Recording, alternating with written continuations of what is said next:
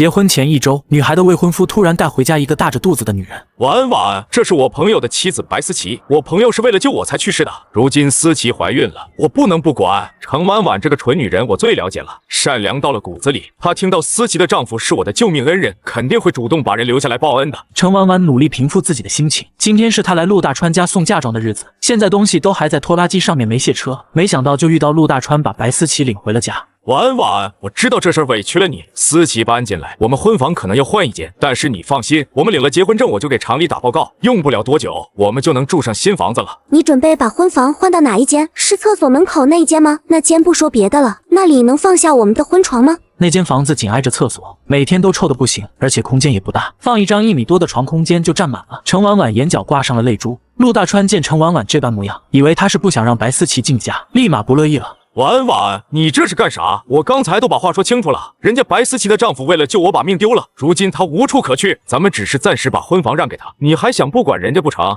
大川，要不我还是走吧，你们别为了我吵架。白思琪话还没说完，就低头啜泣起来。程婉婉看到这情景，直接转身向外面走去。虽然要退婚，但是退婚的锅不能让我背了。陆大川看到白思琪哭了，立刻手忙脚乱。他抬起头，正想批评程婉婉几句，却见程婉婉出了院子。陆大川一时间有些慌张，他不知道程婉婉要做什么，于是连忙紧追上去。陆家办喜事，门外聚着一堆看热闹的人，大家看见程婉婉垮着脸出来，一时间面面相觑。这姑娘咋了？来的时候不是挺高兴的吗？此时陆大川已经追了出来，白思琪跟在他身后。陆大川旁边的女人是谁？就在大家猜测的时候，程婉婉突然哭了起来。这大好的日子，咋就哭成这样了呢？这是怎么了？婉婉，是不是谁欺负你了？刚才不是还好好的吗？人群开始叽叽喳喳议论起来，有人是真关心，也有人是在八卦。婶子，您给我评评理，还有1个星期就要结婚了，大川让我把婚房让出去，这婚房没有了，家里连放床的地方都没有，我还怎么嫁过来？啥？要结婚了？新郎官要新娘子让出婚房，这可是稀罕事儿。陆大川憋得脸色通红，他觉得程婉婉把这件事拿到大街上来说，就是在故意丢他的面子。婉婉，事情到底是怎么样？我跟你说的很清楚了，你怎么还瞎胡闹呢？我这还不是为了报救命之恩，又不是平白无故，难不成你想让我当那忘恩负义之人不成？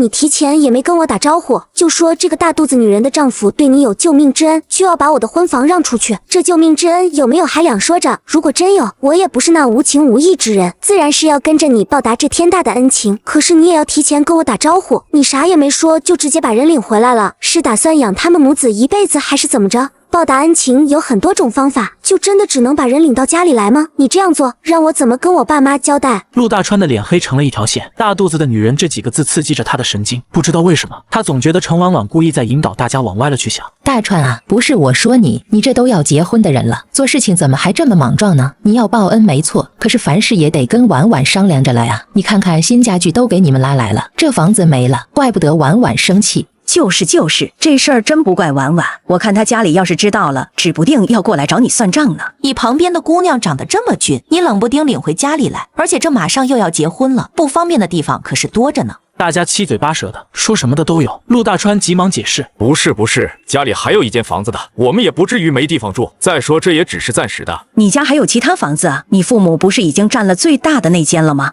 大川，你说的不是厕所旁边那间杂物间吧？那哪里能住人啊？你这不是结婚，你这是糟蹋人家姑娘啊！大家街坊邻居住这么多年了，陆大川家里什么情况都了解得很，都不用程婉婉多说话，就有人想到了陆大川说的是哪间房。叔叔婶子们说的没错，大川说让我就暂时住在那里，实在不是我挑剔，那间屋子因为挨着厕所，平时还有一股子恶臭，实在是没法住人。这是娶新媳妇吗？我看陆家根本就没把新媳妇当人看啊。不是你们想的那样，这只是暂时的，就是过渡一下。只是他这话说的太没底气，周围人看他的眼光也渐渐比起来。白思琪也没想到事情会闹成这样。其实她在丈夫陈浩去世后也去过医院检查，医生说她胎位情况很不好，如果强行终止妊娠风险极大，很可能会危及她的性命。权衡利弊下，白思琪立马去找了自己的公婆，声泪俱下的告诉他们，不管自己再苦再难，都要把肚子里的孩子抚养大。老两口被儿媳妇感动得热泪直流，把家里所有的积蓄都给了白思琪，让她安心养胎。白思琪本以为事情就这样了，公婆给的这笔钱再加上陈浩几个哥们凑的钱，足够他好好生活很久了。没想到陆大川找上了门，要为他和肚子里的孩子负责。他看陆大川是机械厂的技术员，有着大好的前程，他就动了别样的心思。陆大川告诉他说，自己的未婚妻通情达理，让他尽管放宽心，在家里住下来，以后生了孩子过月子也有人伺候。没想到事情就成了现在这个样子。白思琪也不知道现在该怎么办，于是只能站在旁边哭了起来。陆大川看到后顿时就心疼了，把白思琪领到家里是他的主意，他不忍心白思琪受委屈。程婉婉，你别再闹了，思琪肚子里怀着孩子呢，她要是有个3长2短，你可负不起这个责任。大川，你现在怎么变成这样了？你是吃了什么迷魂汤啊？我当然知道思琪怀着孕呢，可是我要负什么责任？难不成她肚子里的孩子是我的啊？那你既然都这样说了，我也不是什么不讲道理的人。我的婚房现在没了，今天拉过来的这些家具，反正也没地方放了，那就麻烦各位叔叔大伯再给我拉回去吧，要不然我回去真没法跟我爸妈交代。说完这些后，程婉婉接着哭了起来。程婉婉，你这是什么意思？陆大川急了，虽然他心里并不喜欢程婉婉，结婚也没给1分钱的彩礼，但是程婉婉嫁过来可是准备了很多嫁妆，3转1响36条腿，那是一样不少，现在怎么能说拉走就拉走？我的意思不是说明白了吗？我的婚房都没了，这些家具也没地方放了，我不拉走留着干嘛？陆大川想要开口却没法反驳。程婉婉趁胜追击，还是说你打算把我的婚房让出去，把我爸妈给我的定做的家具也让给别人啊？如果这样，是不是我这个新娘子的位置也要让了？周围人听完之后，看陆大川的神色也都不对起来。就是啊，莫名其妙把个孕妇带回家，谁知道这里面有没有什么猫腻？程婉婉，你胡说八道什么？婉婉妹子，话可不能这么说，我跟大川是清清白白的，你这么说会坏了我的名声的。程婉婉不理会他们，哭得更大声了，周围邻居更看不下去了。我说大川啊，婉婉说的没错，你这事儿干得太不地道了。这马上就要结婚了，婚房没了，人家现在提出来把嫁妆拉回去，没啥不对的。不拉回去放哪里？这也没地方放啊！不会你是真想着媚下人家的嫁妆送给这个女人吧？陆大川恼羞成怒。程婉婉，你想清楚了，难不成你这是想退婚吗？你要知道，东西拉回去了，我俩的事儿可未必能成了。程婉婉想要现在就提出退婚，但是她知道现在不是时候，双方父母都不在，这会儿提了未必能算数，主要还是因为她以前对陆大川太痴心了，她现在提出退婚，别人只会当作她在说气话。我也不想这样做，各位叔叔婶子们都在这里看着呢。今天本来是我送嫁妆的日子，可是这家里已经没有了我的位置。程婉婉声音悲切，话里话外全是不得已，让人听了就忍不住心疼。婉婉，你别哭了，我们再好好商量一下。我知道你也不希望事情闹僵，最后不好收场，是不是？程婉婉没有接陆大川的话，而是转身对着旁边开口：各位叔叔伯伯，辛苦大家，还得把这些嫁妆都送回去，婚礼的事估计得另说了，麻烦大家现在就掉头回去吧。大家面面相觑，这么多年还是头一回遇到这种事。送到新郎官家里的嫁妆还没卸车就原路返回的，众人你看看我，我看看你，一时间都拿不定主意，不知道该走还是该留。事情的原委大家也都听了，确实是陆家这小子不地道，可是这嫁妆要真拉回去了，这婚还真就未必能成了。宁拆一座庙，不毁一桩婚，谁都担不起这个责任。程婉婉也知道这些人的路虑，他正打算再开口说一下自己的难处，就见为首的一个汉子突然开口了：走，这车不卸了，我们回去。程婉婉一喜，可陆大川不乐意了，这东西要是真原封不动拉回去了，事情可就闹大了。住手！你们都给我住手！我未婚妻胡闹，你们怎么也跟着胡闹？我说你这小子，你说谁胡闹呢？这家具是这闺女的，还不是你的呢？人家让我们拉回去，我们就拉回去，难不成我们不听她的，听你的不成？就这样，过来送嫁妆的队伍又浩浩荡荡的回去了。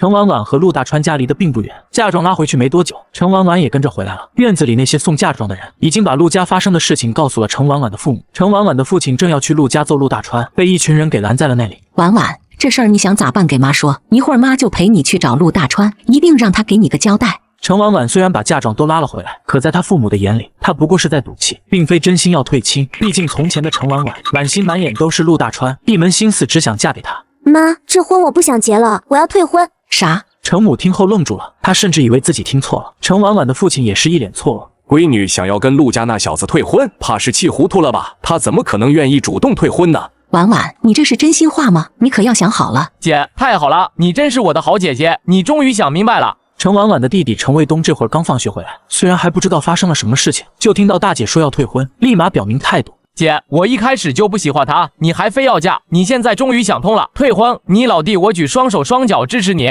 你先别打岔，先听你姐怎么说。程母不觉得程婉婉真的是要退婚，他们这些人如果都当真了，程婉婉到时候再反悔反而不好收场了。婉婉，你自己先说说，你是一时赌气还是真心话？程母要确定一下，程婉婉是在闹脾气，还是想要让陆大川妥协。爸妈，我真的想好了，陆大川今天这么做，说明他根本就没有把我当回事。但凡他能在这之前跟我商量一下，也算是尊重我的意见。可是他做了这么离谱的事情，还不提前给我说，我不想结婚了，退婚吧。程父和程母再次对视了一眼，都从彼此眼里看见了惊喜。婉婉，你真想好了？看着爸妈一脸的期待，老弟也一脸兴奋的样子，程婉婉才体会到只有自己眼瞎是什么滋味。我想好了，我真的不准备嫁给陆大川了，我要退婚。再次听到程婉婉肯定的回答，程母高兴坏了。那还等什么？走，去陆家退婚。陆大川家中，程婉婉带着送嫁妆的人走后，看热闹的也就都散了，留下陆大川跟白思琪大眼瞪小眼。这事情闹得这么大，是他们始料未及的。大川，要不然我还是回去吧。如果因为我影响了你们的婚事，我这心里真的会过意不去的。白思琪也是想看看陆大川的反应，其实他并不想走，这么说也是试探一下陆大川的态度。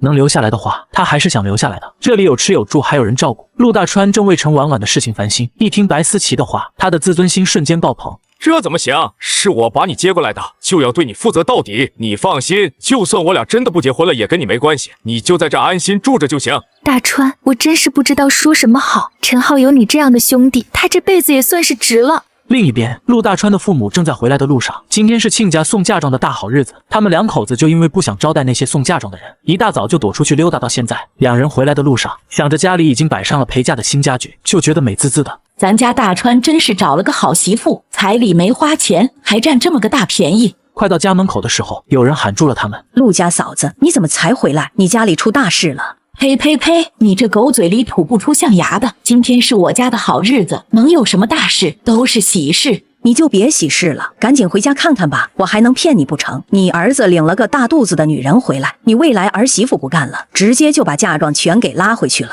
短短的几句话，让陆清明和王翠花头皮发麻，两人顾不上别的，急匆匆的往家赶。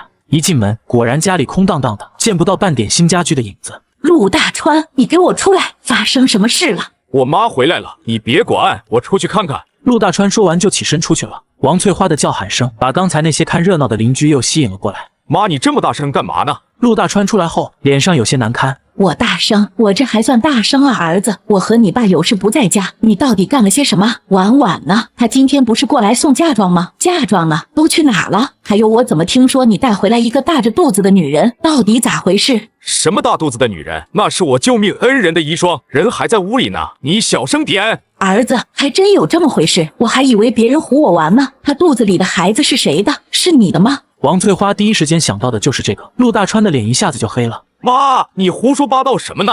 人家丈夫救了我的命，我前几天落水的事你不是知道吗？她就是陈浩的媳妇。陆大川不只是说给母亲王翠花听的，更是喊给那些在大门外竖着耳朵的邻居听的。陈浩的媳妇。王翠花皱着眉头，接着连忙向屋里走去。屋子里面，白思琪脸上依旧挂着泪水。陆大川的父母他都2年多没见了，不知道他们会不会怪我当初那样做。正在他忐忑不安时，王翠花走了进来，她盯着白思琪的脸看了一会儿，抱着白思琪哭了起来。陆家的大门外还围着不少吃瓜群众。王翠花那个抠门到家的人，咋可能允许自己儿子随便往家里领人？现在虽说生活比以前好多了，可是每家每户也都是拿工资生活的。他们家就陆大川一个人上班，日子已经过得紧巴巴的了，再多个人就是天张嘴吃饭。这王翠花回来，看到他儿子干了如此惊天动地的事儿，还不得气得直接撅过去。可是大家伙等了好大一会儿，什么也没发生。正当他们胡乱猜测的时候，程婉婉一行人到了。陆大川知道程婉婉肯定会后悔，但是没想到他会回来的这么快。当他看见程婉婉的父母也气势汹汹地跟在旁边时，心中暗叫不好。陆大川，你可真不是东西，敢欺负我程家的闺女，我看你是活得不耐烦了。叔，你听我说，事情不是你想的那样。不是什么不是，你啥也不用多说。我今天过来就是要告诉你，欺负我程家的闺女是要付出代价的。你们的婚事我做主，不用结了，把你爸妈叫出来，我们是过来退婚的。程婉婉的父亲此言一出，周围的人一片哗然。离他们两个结婚的日子也就只有1个星期了，程家现在竟然要退婚，看样子事情是闹大了。虽然程婉婉的父亲说要退婚，但是陆大川却不着急。婉婉那么喜欢我，是不可能和我退婚的。只要婉婉表明了态度，非我不嫁，他爸妈不同意也没办法。想到这里，陆大川把目光投向了程婉婉，想要让他开口劝劝他的父母。但是平时目光时刻都会追随他的程婉婉，却把头偏向了一旁，并不打算和他说话。陆大川心里很不是滋味，他正想叫一下程婉婉时，他的父母从院子里走了出来。哎呀，亲家公亲家母来了，快快快，咱都屋里坐喝点水，有啥话好好说。做就不用做了，有什么话我们就在这里说明白吧，咱们长话短说，想必你们也已经听到了，我们过来是要退婚的。王翠花的脸色瞬间很难看，不过她还没开口，陆大川却对着程婉婉吼了起来：程婉婉，你看看你，我早就说了，事情闹大了没有好处，这下子好了，现在该怎么收场？陆大川语气里都是埋怨。程婉婉一脸无语地看着他。他还真是笃定了我离不开他，到现在还以为这只是我爸妈的主意。你干什么冲我姐让了？你凭什么冲我姐让了？你欺负我姐，看我不打你！程卫东在众人还没反应过来时，上去就给了陆大川一脚。程婉婉，管好你弟弟，他年纪小，我不跟他一般见识，但再有下次绝不可能。陆大川放下狠话，他笃定程婉婉见他被打，肯定会心疼不已。可程婉婉却快步上前，拉住了程卫东。卫东，你没事吧？脚有没有踢疼？没事，姐放心，我这鞋帮子硬着呢。陆大川见程婉婉不仅没有关心自己，反而心疼程卫东的脚有没有踢疼，鼻子差点气歪了。但是当着这么多人的面，他也不好发作。婉婉，你快劝劝爸妈吧，难不成还真要闹得婚都不结了吗？陆大川相信程婉婉肯定会想办法说服他爸妈的。开始的时候，程家父母不看好两家的婚事，程婉婉在家里闹了许久，才说服了他的父母，促成了这门婚事。陆大川，你听好了，退婚是我的主意，以后你走你的阳关道，我走我的独木桥，我们以后再无任何关系。婉婉，你不要闹了好不好？这件事情没有跟你商量，确实是我不对，我向你道歉。可是事情的经过我也跟你说得很清楚了，白思琪的丈夫为了救我去世了，我要是不管，岂不是成了无情无义之人？我要真是那种人，你也不能愿意嫁给我，是不是？我答应你，等这件事过去了，我一定好好补偿你，你就别再闹脾气了好吗？我们这样只会让爸妈也跟着操心的。你要是其他事情没有跟我商量也就算了，可是你是直接把我们的婚房给让了出去，我嫁过来连个住的地方也没了。再说了，那位白思琪同志到底跟你什么关系？有没有救命之恩，也都是你的一面之词。我只知道我还没有过门呢，我不能接受我的丈夫还要养别的女人，所以只有退婚这条路了。你这话是什么意思？你不相信我？事情你都做了，相不相信还有那么重要吗？程母看到自家闺女对退婚如此的坚决，很是欣慰，她也不愿意在这件事情上过多扯皮。行了，事情既然已经这样了，我们程家也没有过分的要求，只是我们就这一个闺女，一辈子也就结这么一回婚，不愿意让她受了委屈。你说你报恩我们不反对，也承认要是真有这回事的话，你是个好人。但是我闺女不欠谁的，没道理牺牲她的幸福来替你报恩。大家伙也说说是不是这个理？所以咱们两家这婚事直接就算了吧。就是呀，没道理拉着人家闺女报这个恩。要是我闺女结婚连间房子都没了，还要养一个大肚子的女人，我也不让嫁。这陆家不就是欺负人吗？觉得婉婉这丫头好拿捏，没想到她这次这么强硬。就是，结婚这可是一辈子的大事，必须想清楚了。程婉婉觉得，既然退婚的话当着这么多人的面说出来的，就算已经是尘埃落定了，她拉着程母的手就要离开。程婉婉，希望你不要后悔，不要来求我。你放心，我绝不后悔。咱们走着瞧，我看你能坚持多久。程婉婉他们走后，看热闹的人群也渐渐散去了。没了外人后，王翠花才不确定的开口：“儿啊，我怎么看着这程家像是认真的啊？不会你俩这婚真的结不成了吧？”王翠花还真有点舍不得这个亲家。从两家的事情定下来以后，程家就没少帮衬陆家。娶程婉婉他们不仅没花钱，程家还倒贴了不少。陆大川还在气头上，他根本就不信程婉婉真的不想结婚了，只觉得程婉婉是想要逼他妥协。不可能，我倒要看看他能装到什么时候。也对，我看婉婉倒真像是装的，她不嫁给你还能嫁给谁？咱们就等着吧，她早晚得上门来道歉。退掉与陆大川的婚事后，程婉婉觉得一身轻松。程家父母看着女儿这般模样，心里既欣慰又有些担忧。毕竟程婉婉对陆大川的心意，他们看在眼里，他们怕程婉婉未必能真的轻易放下。闺女，你真没事吧？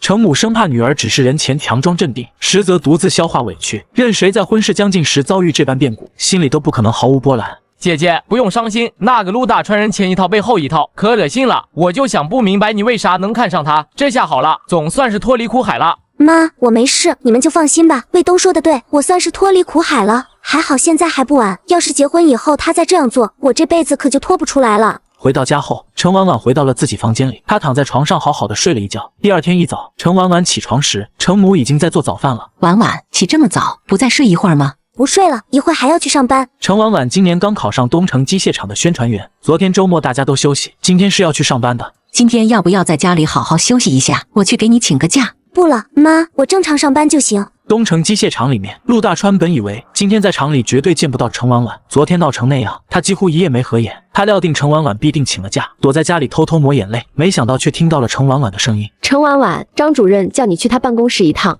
陆大川扭头看过去，是厂长的女儿陆小梅站在程婉婉的旁边，两人正在交谈着。程婉婉昨天肯定没睡好，在被窝里哭了一整晚，今天来厂里应该是为了见我一面。想到这里，陆大川心里莫名生出几分心疼，于是向程婉婉走了过去。婉婉，怎么了，陆公，有什么事吗？程婉婉她早就有心理准备，既然在一个厂里上班，遇到就是不可避免的。你叫我什么？陆大川皱眉，这场里谁不知道程婉婉是他即将过门的未婚妻，当着这么多人面叫他陆公，不是表明了两个人是闹别扭了吗？陆大川不乐意了，在心里埋怨程婉婉不懂事。陆公找我有事。程婉婉才不管陆大川在想些什么，他心里只希望快点把陆大川给打发了，别浪费他的时间。婉婉，你用得着故意这样吗？陆大川不希望和程婉婉闹别扭这件事传开了，被厂里领导知道，连感情问题都处理不好，他怕影响在领导心里的形象。婉婉，你别太过分了，闹脾气要有个限度，否则我真的不会再原谅你了。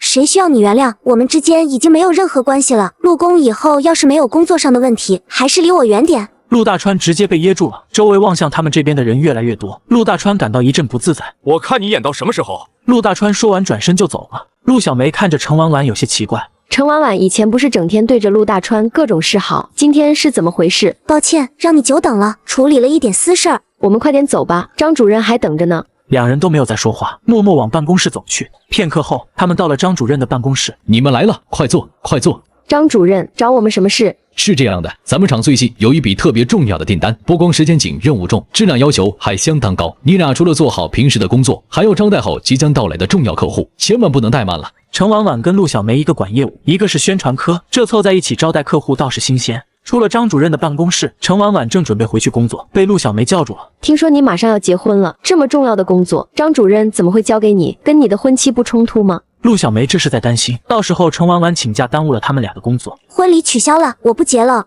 程婉婉看着陆小梅疑惑的眼神，开口解释：发生了一些事情，婚退了，结不成了。那我们好好工作，合作愉快。程婉婉和陆小梅分开后，来到了东城机械厂的宣传栏这里。画板报是程婉婉的日常工作之一，也是相对比较简单的。程婉婉一直觉得板报应该增加趣味性和互动性，才能更好的起到宣传作用。可以前台有了想法后，只画了一期就被陆大川叫停了。他害怕领导不喜欢这样的花里胡哨，连带着给他也惹麻烦。下班时，陆大川发现板报前围的人比平时多，大家都聚在那里议论，纷纷夸赞这期的宣传栏做得好。程宣传员，你还真有创意，这个老鼠也戴着安全帽，他难不成也要上班吗？还得是程宣传员，这真有意思。程婉婉对今天的板报很满意，她刚画完准备下班，手就被攥住了。程婉婉，你给我过来一下。程婉婉直接挣脱开了，都不用看他就知道是谁。婉婉，你过来一下，我有话跟你说。有什么话在这里说就行。陆大川有些生气，现在这些工人讨论的兴高采烈，他要是当面要求程婉婉不要再搞这些华而不实的东西，那他就成了众矢之的。陆大川可不想平白无故的得罪人，于是他继续伸手去拉程婉婉。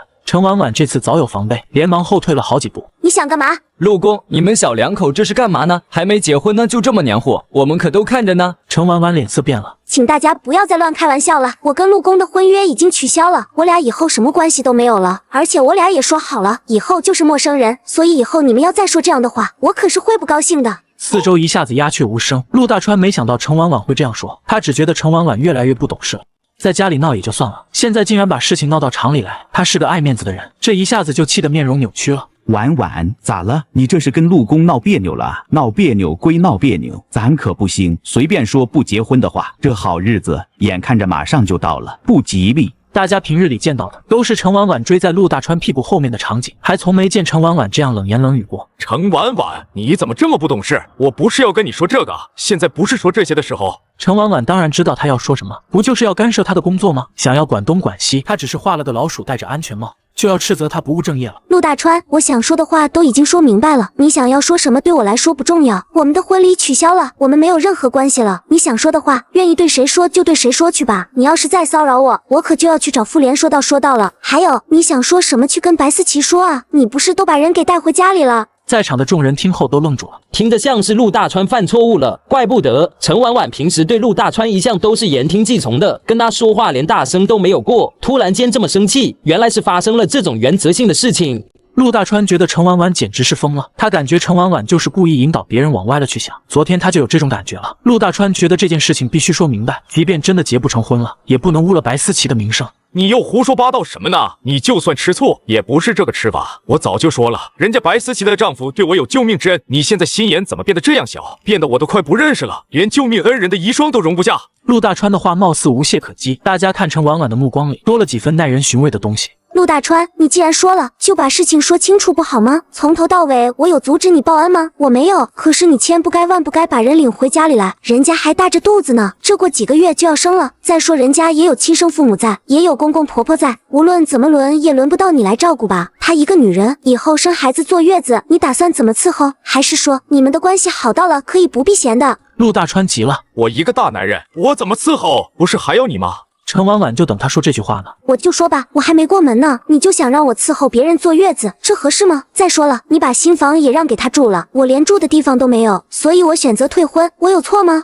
旁边人终于听明白了到底是怎么一回事。陆大川这是带回家了一个大着肚子的女人，要把房子给人家住，还要养人家母子。小陆啊，这事我怎么听也是你不对啊！你要是真有这回事，你也该自己报恩不是？我这怎么听着你自己啥也不想付出，竟让程同志替你牺牲了，这可是有些不地道啊！陆大川脸色青一阵白一阵，气得他也不想多说了。我问心无愧。这句话说完，陆大川就转身离开了。陈婉婉下班回到家时，发现不仅他父母在，邻居张婶子也在。婉婉啊，来，快过来坐下，给婶子看看，这可真是出落成大姑娘了，咋就这么好看呢？我看咱整个霞城都找不出几个这么好看的。陈婉婉有些不好意思，她知道自己长得好看，可是被这么直白的夸还是第一次。程母没想到闺女行情这么好，刚跟陆家退婚才1天的功夫，这媒婆就上门来了。婉婉，你张婶子是来给你做媒的。陈婉婉吃了一惊，她这才想起来，张婶子是附近出了名的媒婆。张婶子对陈婉婉和陆大川谈对象一直很遗憾，她觉得陈婉婉这么水灵的姑娘，完全可以找一个条件比陆大川好很多的。没想到她今天出门就听说了程陆两家退婚的事情，于是她立即就来了程家，生怕稍微晚一点就被别人家给抢先了。婉婉啊，姓陆的那家做的啥事，婶子我都听说了，你做的对，这样的人家，咱要是真嫁进去了，真正的吃苦受罪还在后头呢，咱不伤心哈。你这条件，就算闭着眼也能找个比他陆大川好的。这不，婶子刚好吃到一个不错的小伙子，就立马想起你来了。这人是当兵的，人品绝对有保证，在部队还立了不少功，只是平时没机会认识女的，就给耽误了。所以啊，年龄上是比你大了几岁，其余的没啥毛病，人品好，长得好，样样都优秀。我这可是琢磨好多遍了，咱这附近除了你，还真没哪家姑娘配得上呢。你看，要不婶子安排个时间，你俩先见一面。张婶，我其实不想这么着急找对象了，想趁着年轻先好好工作，也好多陪陪我爸妈。张婶一听他这么说，立马急了，这怎么成？咱工作要干，对象也要找啊，这俩又不冲突。我说的这个可真是顶顶好的青年，你要是过了这个村，可就不一定再有这个店了。陈婉婉倒是知道张婶子也是好意，只不过她说的也是真心话，她是真不打算这么急找对象，起码现阶段没有这个想法。看陈婉婉没有回心转意的意思，张婶又转而试图说服她爸妈。哎呀，你们快说说这孩子有这个想法可是不成。我说婉婉啊，你不是被陆家那小子给伤到了吧？婶子可告诉你，那小子虽然不地道，但是也只能说明咱遇人不淑，看走了眼。可是这世上的好青年多着呢，你可不要瞎想，耽误了自己的大好前程。婉婉啊，你张婶说的对啊，你不兴有那些乱七八糟的想法，女孩子不管咋说都是要嫁人的。其实陈婉婉很想说，如果嫁人过得不幸福，那还不如单身。不过这番话她要是敢说出来，她母亲估计在她找到新对象之前都得提心吊胆。妈，婶子，我不是那个意思，只是我最近工作太忙了，等忙完这一阵我再考虑。婉婉，你真是这么想的？不是还没解开心结吧？你要是因为陆大川想不开，我现在立马就去捶他一顿。放心吧，我怎么可能想不开？陆大川不值得，但是值得的人还有很多，可是我自己也要优秀啊，所以我要努力工作。婶子懂了，婉婉，你这意思，婶子明白了，婶子没看错你，果然是个好姑娘。可是你听婶子一句劝，好缘分不等人。我给你说亲的这位，最近刚好回来休假，用不了多久又回部队了，要是赶不上，下回就得猴年马月了。所以啊，这事宜早不宜迟，你先听婶子去见一面，你看怎么样？张媒婆的热情让陈婉婉有些招架不住，她想了想，觉得这也许不失为一个好主意。如果她相亲的风声传出去的话，就能让陆大川明白他们之间是真的结束了，让他不再骚扰自己。想到这里，陈婉婉应下了相亲这件事。这件事我就听爸妈的吧，您跟我妈说吧。程母一听女儿同意了，立即就打听起男方的具体情况。他婶子，你说的这小伙子是哪家的？送走了张婶子没多久，陈卫东放学回来了。今天回来这么晚，正好洗个手吃饭了。陈卫东从喉咙里嗯了一声，就慌慌张张的回屋了。陈婉婉察觉到不对劲，就直接跟了过去。卫东，你怎么了？没事，我困了，想睡觉。你咋了？是不是在外面受欺负了？有啥事跟姐说。哪有，才没有，我就是困了想睡觉。陈婉婉越想越不对，猛地把陈卫东头上的被子给掀了起来。陈婉婉吓了一跳，陈卫东额头上肿着一个大包。你跟人打架了？陈婉婉很生气，出了这么大的事，她竟然想瞒着，竟然不跟家里说。陈卫东看到被姐姐发现了，脸上有些难堪。我没事，不用你管。什么没事？你这能叫没事？都被人砸脑袋上了，要是不小心砸坏了，你让爸妈怎么办？让我怎么办？姐，我没事，你看看，我真没事，我这不是生龙活虎的吗？这是皮外伤，你看你吓成这个样子，还敢说没事？赶紧告诉我到底怎么了？姐，我告诉你发生了什么事，你可不要生气。别墨迹了，快说，等下还得赶紧去医院。你是不知道，我放学时路过陆家，正好遇到陆大川那家伙。本来我想着装作看不见就是了，反正以后也没关系了。没想到就正好听到他跟那女的在说话，他没看见我，别的我也没听得太清楚，就听见他说你现在变得不可理喻了，都怪你事情才弄成这样，还让那女的啥都不用管，放心在那里住。我听了气愤的不行，正好地上有块砖，我拎着就上去了。程婉婉没想到事情真相竟然会是这样的，她立时就不干了。我去找他。程婉婉立马转身。姐，其实吧，他伤的比我还严重点。他伤得重，那是他有错在先，他活该。可他欺负你就是不行。虽然程婉婉不想让父母担心，但她知道程卫东受伤的事情瞒不住，于是就把事情告诉了他们。程父知道儿子受伤了，再一听是跟陆大川那小子动手了，生气的就要去找陆大川算账。程婉婉劝了半天才拦了下来，让他们赶紧带程卫东去医院，自己去找陆大川讨说法。虽然程父程母不放心程婉婉自己去，但还是拗不过他。程婉婉来到陆大川家时，陆大川正在发脾气。程卫东那小子下手也太狠了，要不是看在他是未来小舅子的份上，我一定不会轻易饶了他。不过程卫东回家以后，程婉婉一定会问他到底发生了什么事。他知道我也被他弟弟打了后，肯定会心疼的不行，估计要不了多久立马就会买了东西来看我的。白思琪在一旁看着陆大川疼得龇牙咧嘴，也是心疼的不行。大川，程婉婉的弟弟下手怎么就这么狠呢？这幸亏没出事，要是真出了事那可咋办啊？陆大川见他这样，知道他是心疼自己，胸中划过一股暖流。刚才是不是吓到你了？那就是个没教养的小畜生，等我再见了他，看我怎么教训他。哦，我倒要看看你陆大川要怎么教训我弟。陆大川知道程婉婉会来，但没想到他会来得这么快。他果然还是担心我的，听说我受伤了立马就赶来了。你来干什么？我给你说，程卫东要是不亲自来给我道歉，这事情没完。程婉婉没有回答他的话，径直上去就给了陆大川一个耳光。程婉婉，你疯了！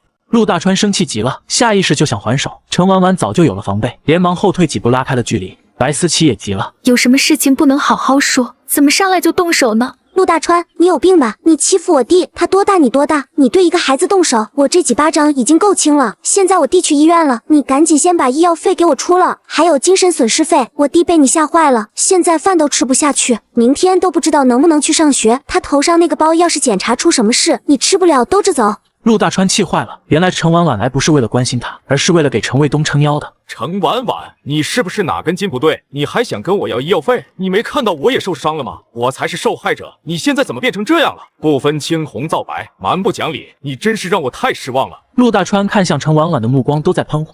陆大川，你讲点道理好不好？你把我弟打了，头上肿了一个大包，现在光检查费就不知道要多少钱。你说我蛮不讲理？还有，我弟为什么会跟你起争执？他一个小孩子，你一个大人，怎么就能打起来？陆大川想到刚才跟白思琪说的那些话，脸上闪过一抹不自然。他也知道不该背地里说程婉婉的坏话。你想怎么样吧？赔钱，先拿100块，要是我弟后面有什么事再说。100？你抢钱呢？陆大川现在一个月的工资还不到100块。程婉婉没有回答他这句话，就直直看着他。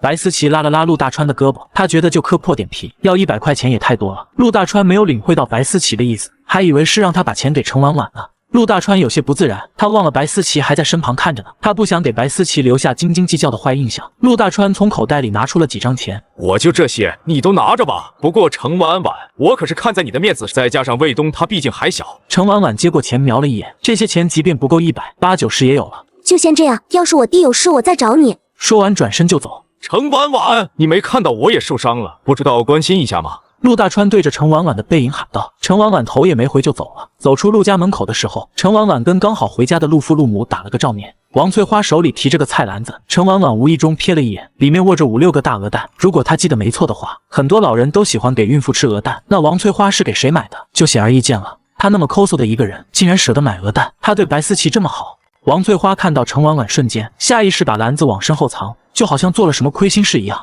婉婉，王翠花话还没落地，程婉婉就从她身边走了过去。王翠花准备打招呼的表情僵在了脸上，王翠花气得一口气差点没上来。王翠花脸色难看的走进了院子。婉婉来干什么？说完，王翠花才注意到儿子受伤了。大川，这是哪个天杀的打的你？陆大川本来就心里焦躁，程婉婉没有护着他不说，还给了他一巴掌，甚至还要走了100块医药费。现在被王翠花这么一招，他觉得更烦躁了。王姨，婉婉的弟弟跟大川打架了，他们也太过分了。你咋能跟程家那小子动手来呢？婉婉刚才过来是看你来了吗？婉婉她是来给她弟弟要医药费的。什么？你说啥？他弟把你打成这样了，还给他医药费？他要多少钱？你还真给了？白思琪看着陆大川也不说话，只好他来说，给了100，大川能不给吗？他进门就甩给大川一巴掌。什么？程婉婉这还真是反了天了！不行，我要去找他，我得把钱要回来。王翠花也顾不得陆大川的伤势了，迈步就要往外走。妈，你别闹了，还嫌不够让人笑话吗？什么笑话不笑话？那可是100块啊！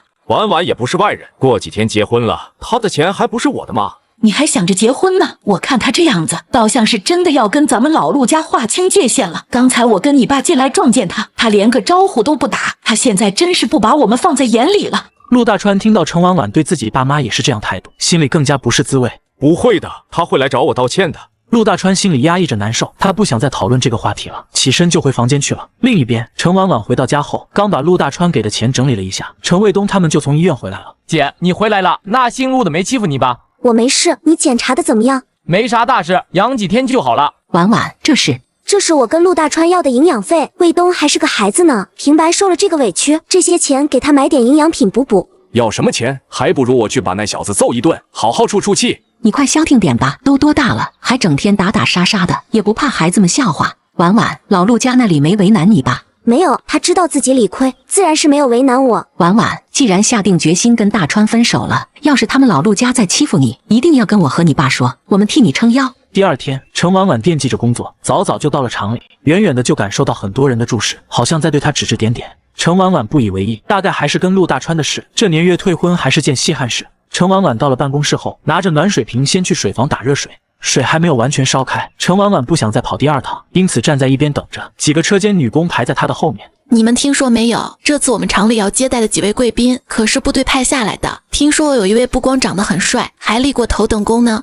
咋了？你是不是想嫁人了？旁边的女孩子大声调笑，把先前的女孩子闹了个大红脸。你说啥呢？你才想嫁呢？程婉婉在一旁微笑着看他们打闹。水开了，她拔开暖水瓶的塞子就去接水，丝毫没有注意到锅炉上面异常蒸腾的热气。水龙头拧开到一半，程婉婉才察觉了异样，锅炉内响动异常，水龙头似乎就要爆开。程婉婉拼命想拧回原位，却感觉手下的阀门根本已经不受控制。程婉婉绝望地闭上了眼睛。就在这时，她耳边传来一道沉稳的声音：“别怕，慢慢松开。”程婉婉听话地慢慢撒开手，男人一只手关闭了总阀门，一只手控制着程婉婉拧开的那一只。蒸汽阀坏了，要通知锅炉房暂停打水，需要检修了。谢谢你，同志。不用，以后注意点，这阀门应该之前就松动了。顾团，您怎么亲自来水房了？不是说好9点在会议室？设备安全隐患不能等，这事我遇上了，要是没人发现，肯定要出安全事故。杨大姐没想到顾廷修第一次来厂里就发生了这种事，这次厂里跟部队的合作至关重要，如果这单能拿下来，不仅代表机械厂现有的技术水平有了质的提高，而且厂里以后订单就不用愁了。顾团，这是我们的工作失误，真是对不住了，我们立马检修改正，保证以后绝不会出这样的事。走吧，带我去车间转转。杨春燕这时候终于发现了呆站在一旁的程婉婉。哎呀，程宣传员，我正想要去找你呢。这位就是来咱们厂里视察工作的顾团，昨晚就到了，因为太晚了没有通知你们，我们安排到厂接待所了。顾团，这位是咱们厂里的宣传员程婉婉，负责这次的招待工作。程婉婉明白了，这就是昨天张主任安排给自己和陆小梅要接待的重要人物。顾团，你好，刚刚太感谢您了。您吃过早饭没有？我带您去食堂吧。我已经吃过了，我们现在就去车间吧。厂里对这次工作的重视程度就不用说了。程婉婉跟顾廷修到车间门口的时候，陆厂长、陆小梅、张主任他们都已经到了。另外，陆大川和吴工作为厂里的技术员，跟在一行人后面。经过了昨天的事，陆大川暂时不想搭理程婉婉。顾廷修这行人有多重要，他是知道的。如果能够得到顾廷修的肯定或者赏识，他直称的事就是10拿9稳，甚至直接升职也没有问题。当然，有这个想法的不只是他自己，老吴那边也是虎视眈眈。上午只简单看了一下车间，除了顾廷修身旁的王雷时不时提出一些疑问，由各部门负责解答，看起来一切顺利。中午，陆团长一行人有别的安排，没有留在厂里吃饭。程婉婉也没有去工厂食堂，而是急匆匆地赶往了一个地点，那是早上他来上班的时候，程母塞给他的地址，要他今天去相亲。程婉婉也是个爽快性子，这件事情既然答应了下来，走个过场是必须的。10分钟左右，程婉婉到了约定的饭店，这会儿正是吃饭时间，里面人有点多。程婉婉眼睛扫了一遍，感觉和她相亲的人应该还没到，她先到窗口点了2个素包子，找了个位置坐下来慢慢吃着。另一边，王磊与张斌跟在顾廷修后面。老顾，你放心，等下见了嫂子，我们绝对不会打扰你们，我们躲一边去还不成吗？就是，你不用不好意思，大不了我们装不认识。两人明显兴奋到不行。谁能想到陪顾廷修回趟老家，除了跟机械厂谈合作，还有机会陪他相亲。这要是成了，他俩也算是功劳一件。几人往国营饭店走着，顾廷修没有搭理身旁的两兄弟。他其实没有结婚的想法，没想到这次上面派他和家乡机械厂谈合作，他却恰好赶上奶奶病危。奶奶最大的心愿就是看他成婚，于是顾廷修只好答应相亲。一行人走进了国营饭店，顾廷修一眼就看到了靠着窗边正在吃着包子的程婉婉。他四周扫了一眼，符合年纪的也就这姑娘一个了。他率先往那边走去，只是顾廷修还没有走到跟前，就见姑娘对面的位置被人给占了。同志你好，你是来相亲的吗？程婉婉忍不住在内心吐槽一下，张婶子不是说对方一表人才吗？看来媒人的嘴是真不能信了。虽然心里这样想，不过程婉婉还是点了点头。王国栋高兴坏了，我姐夫真没骗我，虽然彩礼要的多了一点，可是这模样真值啊。王国栋刚坐下，就忍不住要去抓程婉婉的手。程婉婉吓了一跳，急忙躲开了。她一瞬间就想直接走。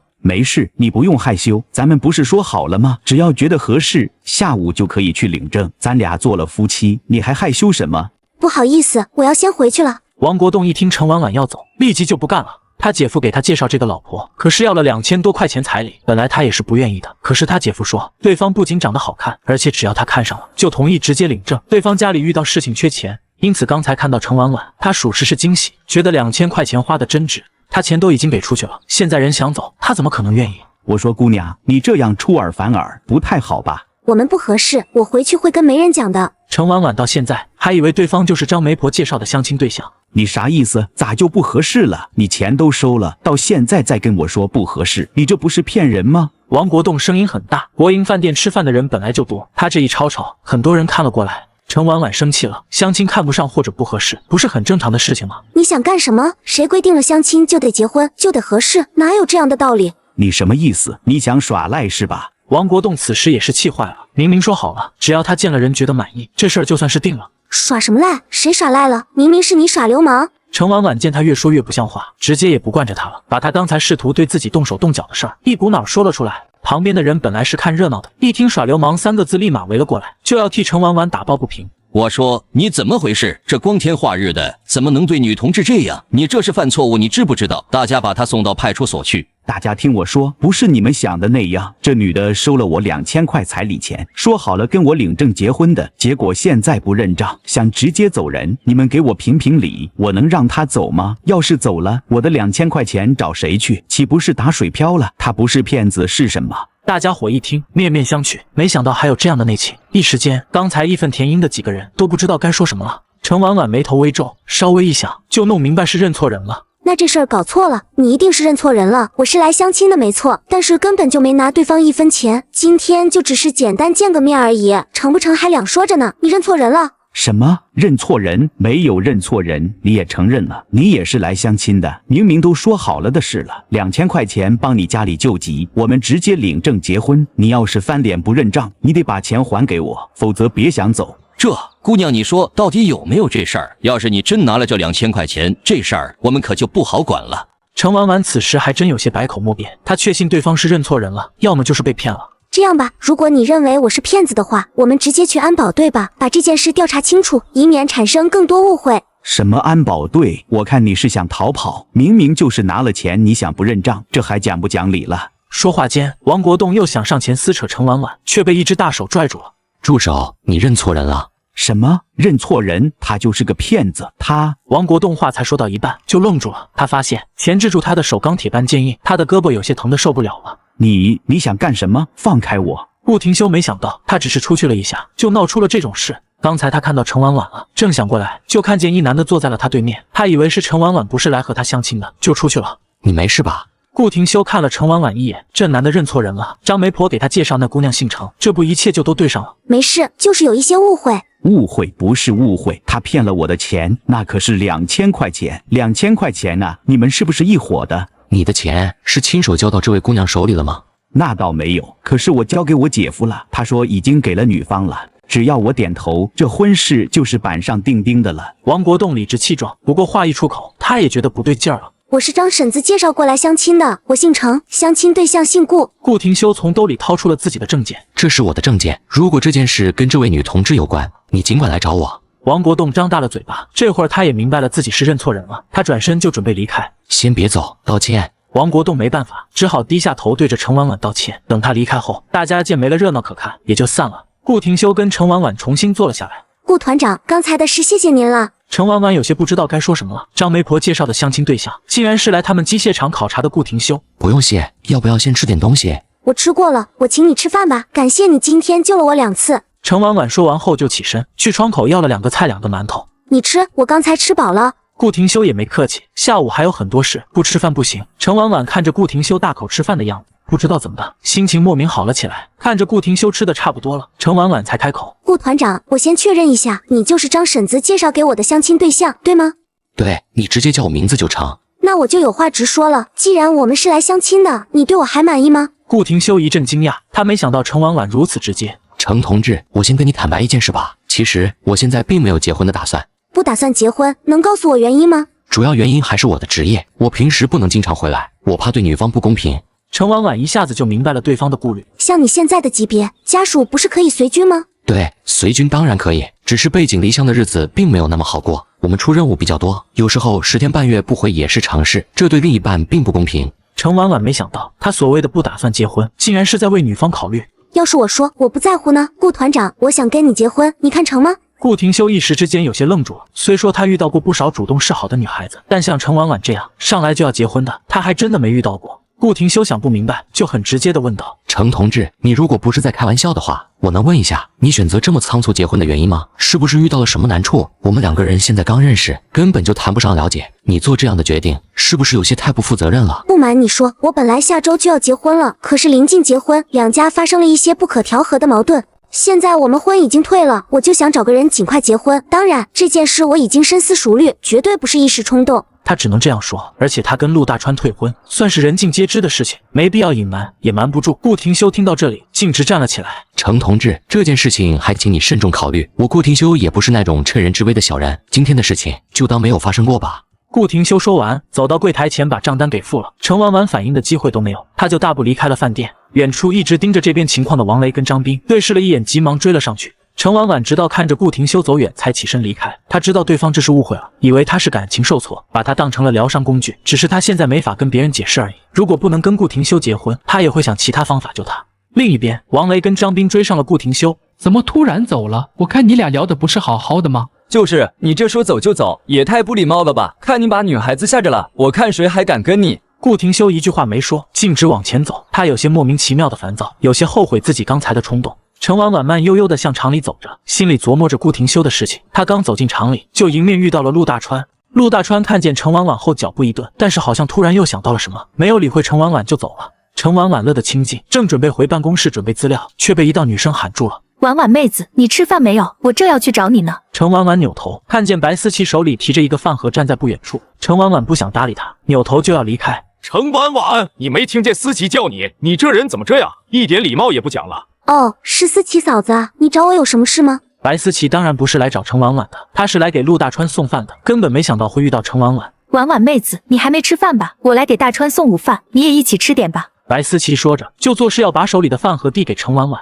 程婉婉瞅了一眼笑了，她自然明白白思琪的小心思，她这是想要宣示主权。当然，现在这个时候，她还不敢做得过于明显，只是试探一下而已。程婉婉没空跟他玩这些小心思，她才不会跟白思琪争陆大川。思琪嫂子，你这是做的一个人的分量吧？大川他自己吃刚刚好，根本就没有我的份，你让我吃啥？婉婉妹子，程婉婉，你还真是越来越过分了。白思琪好心好意来给我们送饭，她还大着肚子呢，你看看你这个样子，真是不知道好歹。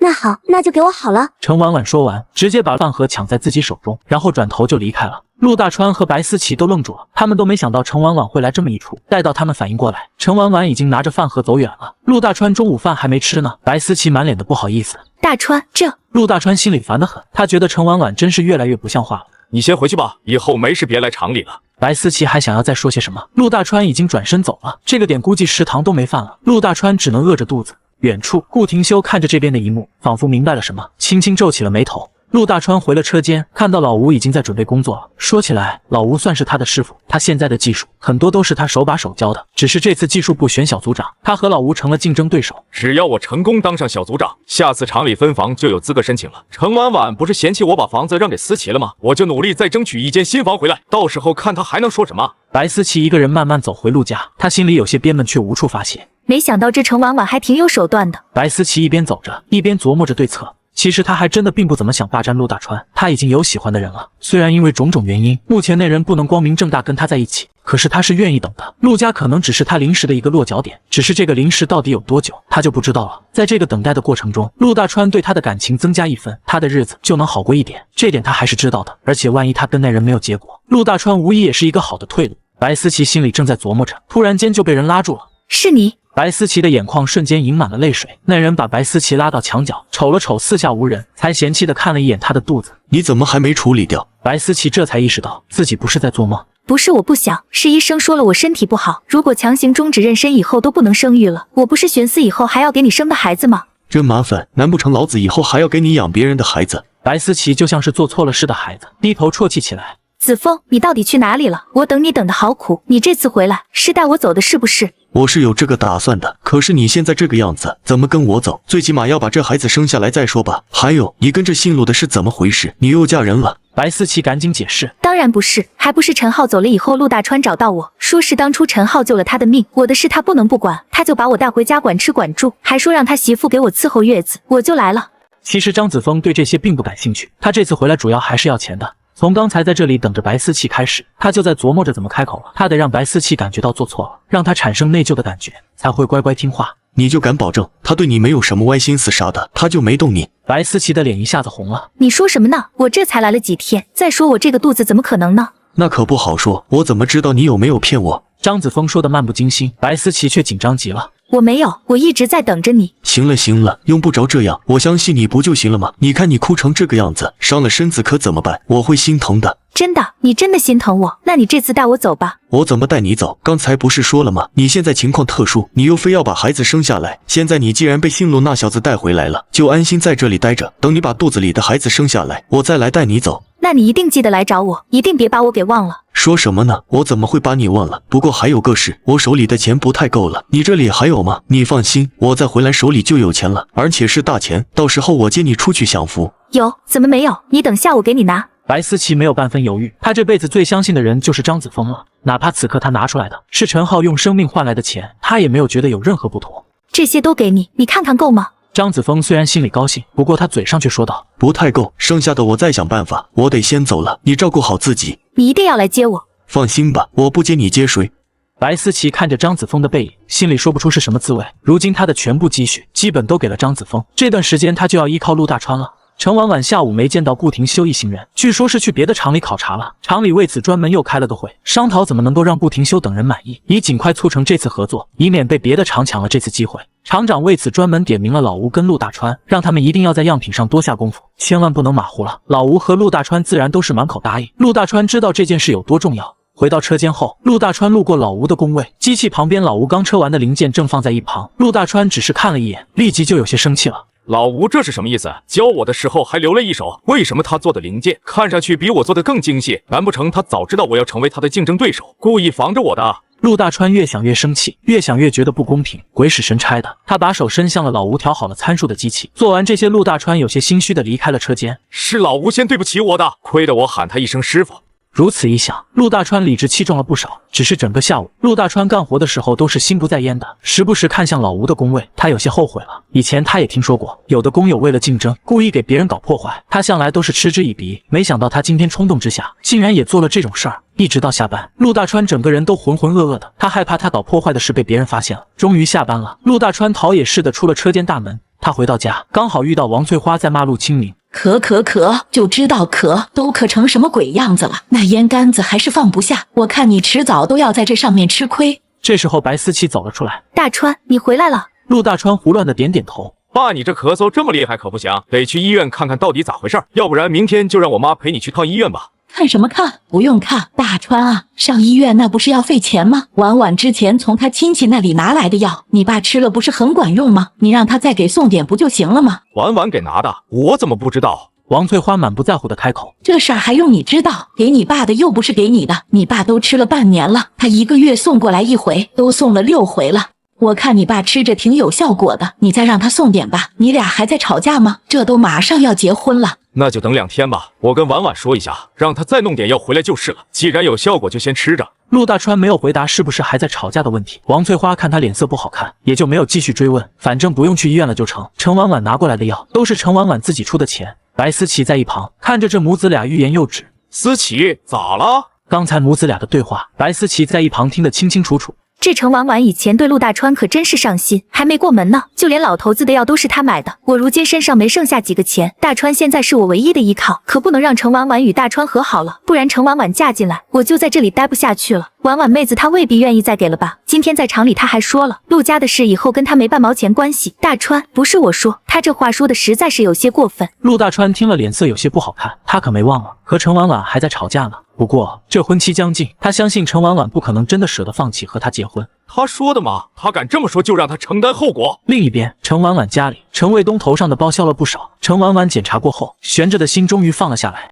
以后可不许再这样了，万一他下手没轻重，再伤得严重了，你让我和爸妈怎么办？我才不怕呢！他下次要是还敢跟别人说你的坏话，我照样揍他。你呀你还是没长大，你把心思用在学习上就好了。你姐我的这点事，我会处理好的。姐，你别把我当小孩子了，我都知道陆大川那个人不可靠，结婚以前把别的女人带回家，还跟他说你的坏话，不管他说的救命之恩到底有没有，他都不负责任，所以他能是什么好人？你不要以为我不懂，我已经长大了，除了学习，我还可以帮你做很多事情了。陈婉婉当然知道自己这个弟弟可是满心满眼都在为自己打算，他正想再说些什么，却见陈卫东眉头一皱，又说出一句话来。不过我今天又看见那女的了，鬼鬼祟祟的跟一个男的在一起。姐，不是说他对象落水没了吗？那怎么还有别的男人找他？男的？你看清楚了？看清楚了，是很年轻一男的，我看那人还抓着那女的手，我嫌恶心就跑了。好了，别管别人了，你快去写作业吧。陈婉婉知道这事情没那么简单。第二天一大早，陈婉婉刚走进机械厂，迎面遇见了顾廷修一行人。王雷跟张斌不知道昨天相亲的两人到底因为什么聊崩了，不过他们能看得出来，顾廷修对这个女孩子是动了心的，因此老远看见陈婉婉，他们都很激动的打招呼。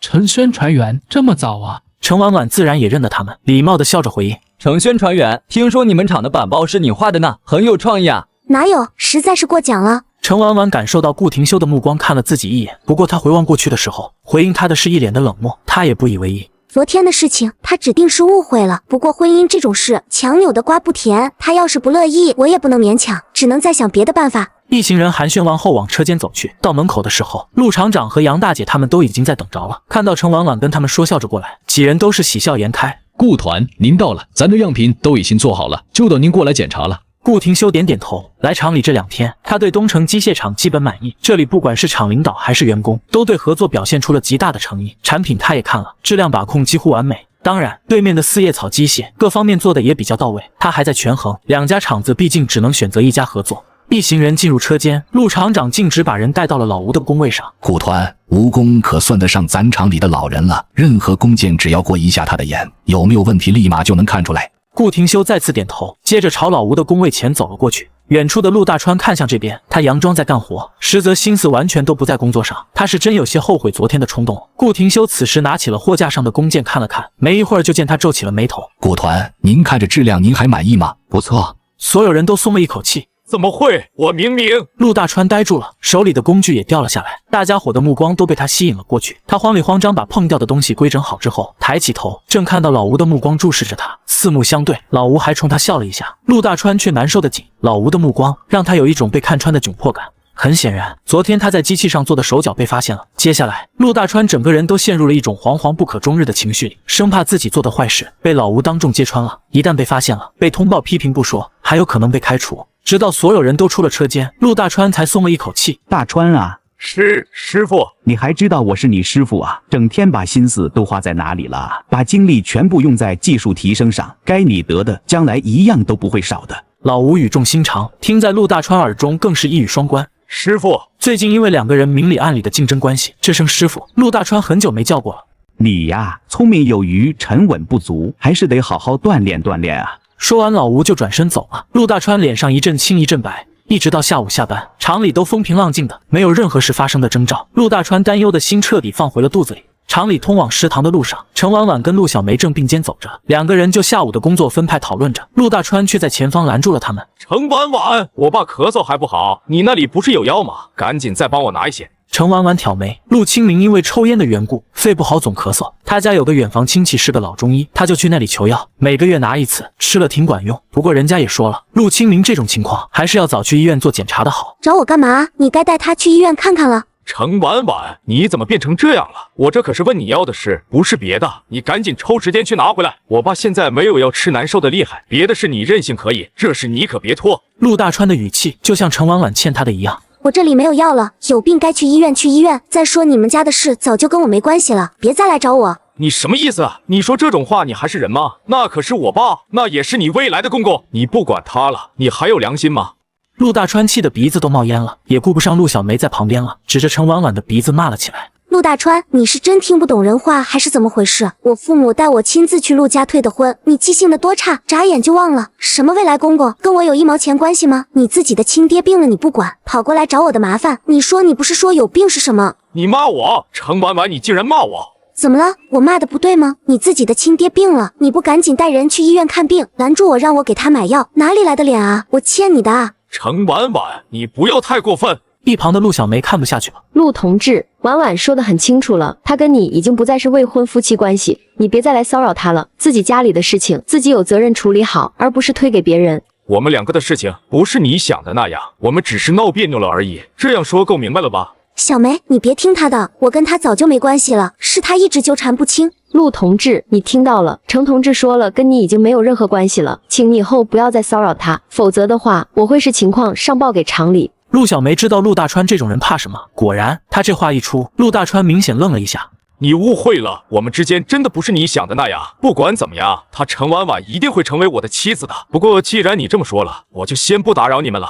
陆大川知道不能得罪厂长千金，他要是把对方给气着了，吃饭的时候在他爸那里随便吹个风，就够他喝一壶的。事关前程，他不能冒这个险。陆大川瞪了程婉婉一眼，然后就转身走了。谢谢你啊，小梅，谢谢你替我说话。没事儿，我只是看不惯而已。不过希望我没有多管闲事。当然不是，你放心吧，小梅，我绝对不是一时赌气，我跟他真的结束了。陆小梅点点头，没有再多说什么。吃过午饭后，顾廷修他们下午要去对面的四叶草机械厂。程婉婉看没什么事，就想着去把他之前买的一些结婚用的东西给退了，因为上面都印了大大的红双喜，在家里放着，他怕爸妈看到了心里不好受。这么想着，程婉婉就推着载得满满的自行车，晃晃悠悠往供销社去了。另一边，陆大川气鼓鼓回了家，王翠花不知道干什么去了，这会儿还没回来。因为刚跟程婉婉吵了架，陆大川没有去工厂食堂吃饭，他一进家门就往厨房跑，想着找点什么东西垫吧垫吧，没想到找了一圈，连快剩的干粮都没找到。陆大川从厨房出来，迎面就遇到了白思琪。白思琪没想到陆大川这个点回来，倒是吓了一跳。刚才他在自己房间里捏着手里仅剩的10几块钱发愁，他害怕万一哪天陆大川跟程婉婉和好了，把他扫地出门了。想着想着，白思琪觉得自己真是命苦，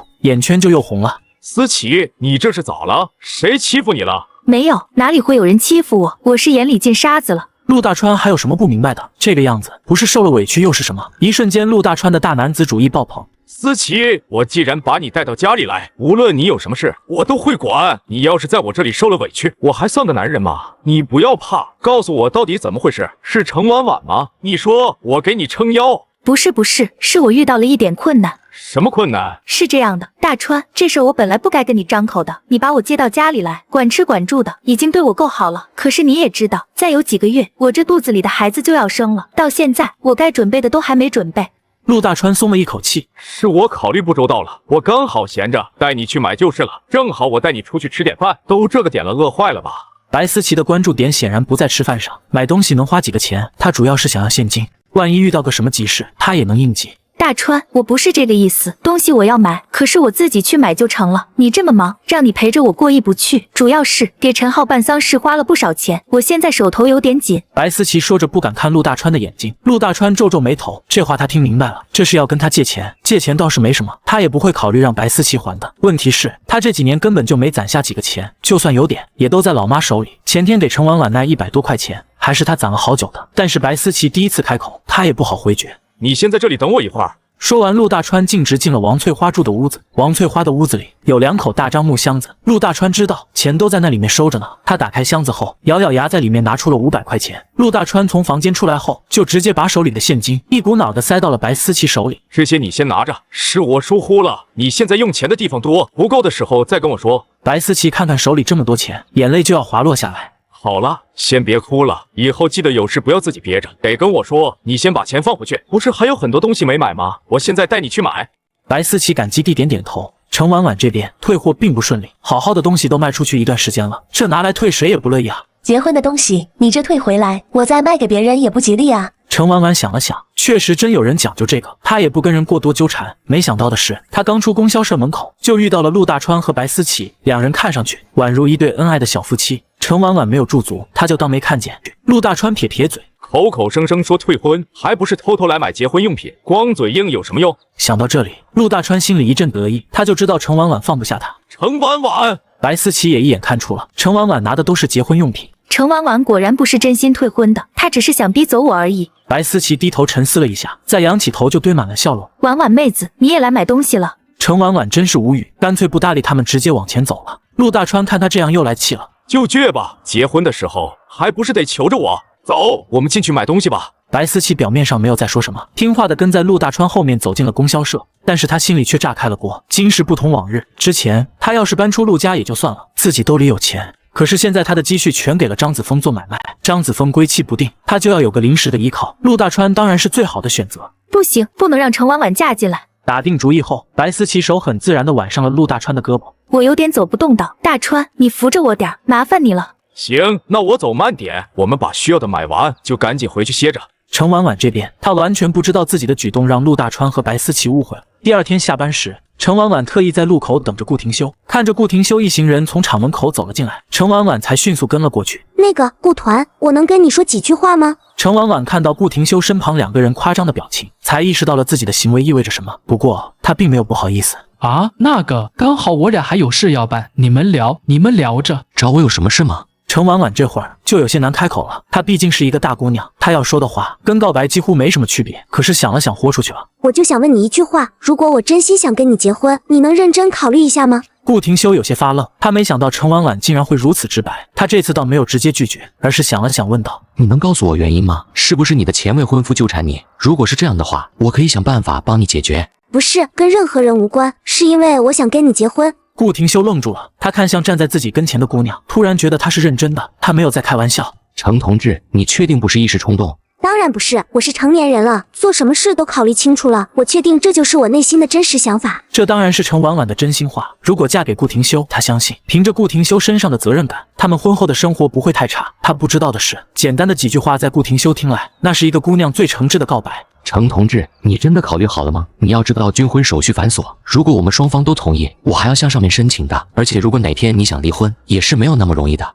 我知道，放心吧，我真的已经想好了。顾廷修内心有些激动，那我抽时间去你家里拜访一下吧。如果你父母都同意的话，我就向部队递交申请了。婚礼的话看你是打算在老家办，或者跟我回部队，或者分别办2场都可以。好，这个我们再慢慢商量。其实我无所谓，怎么都是可以的。我今晚回家就跟家里说一下这个事情。行，都听你的。东城机械厂离程家很近，骑自行车5分钟就到了。程婉婉回到家，饭菜已经摆上了桌，给你俩做的红烧排骨，赶紧洗了手，趁热吃，冷了就不好吃了。饭桌上，程婉婉想着要怎么开口，才不至于吓到他们。程婉婉先是干咳了几声，三人都向她看了过来。姐，咋了？有事？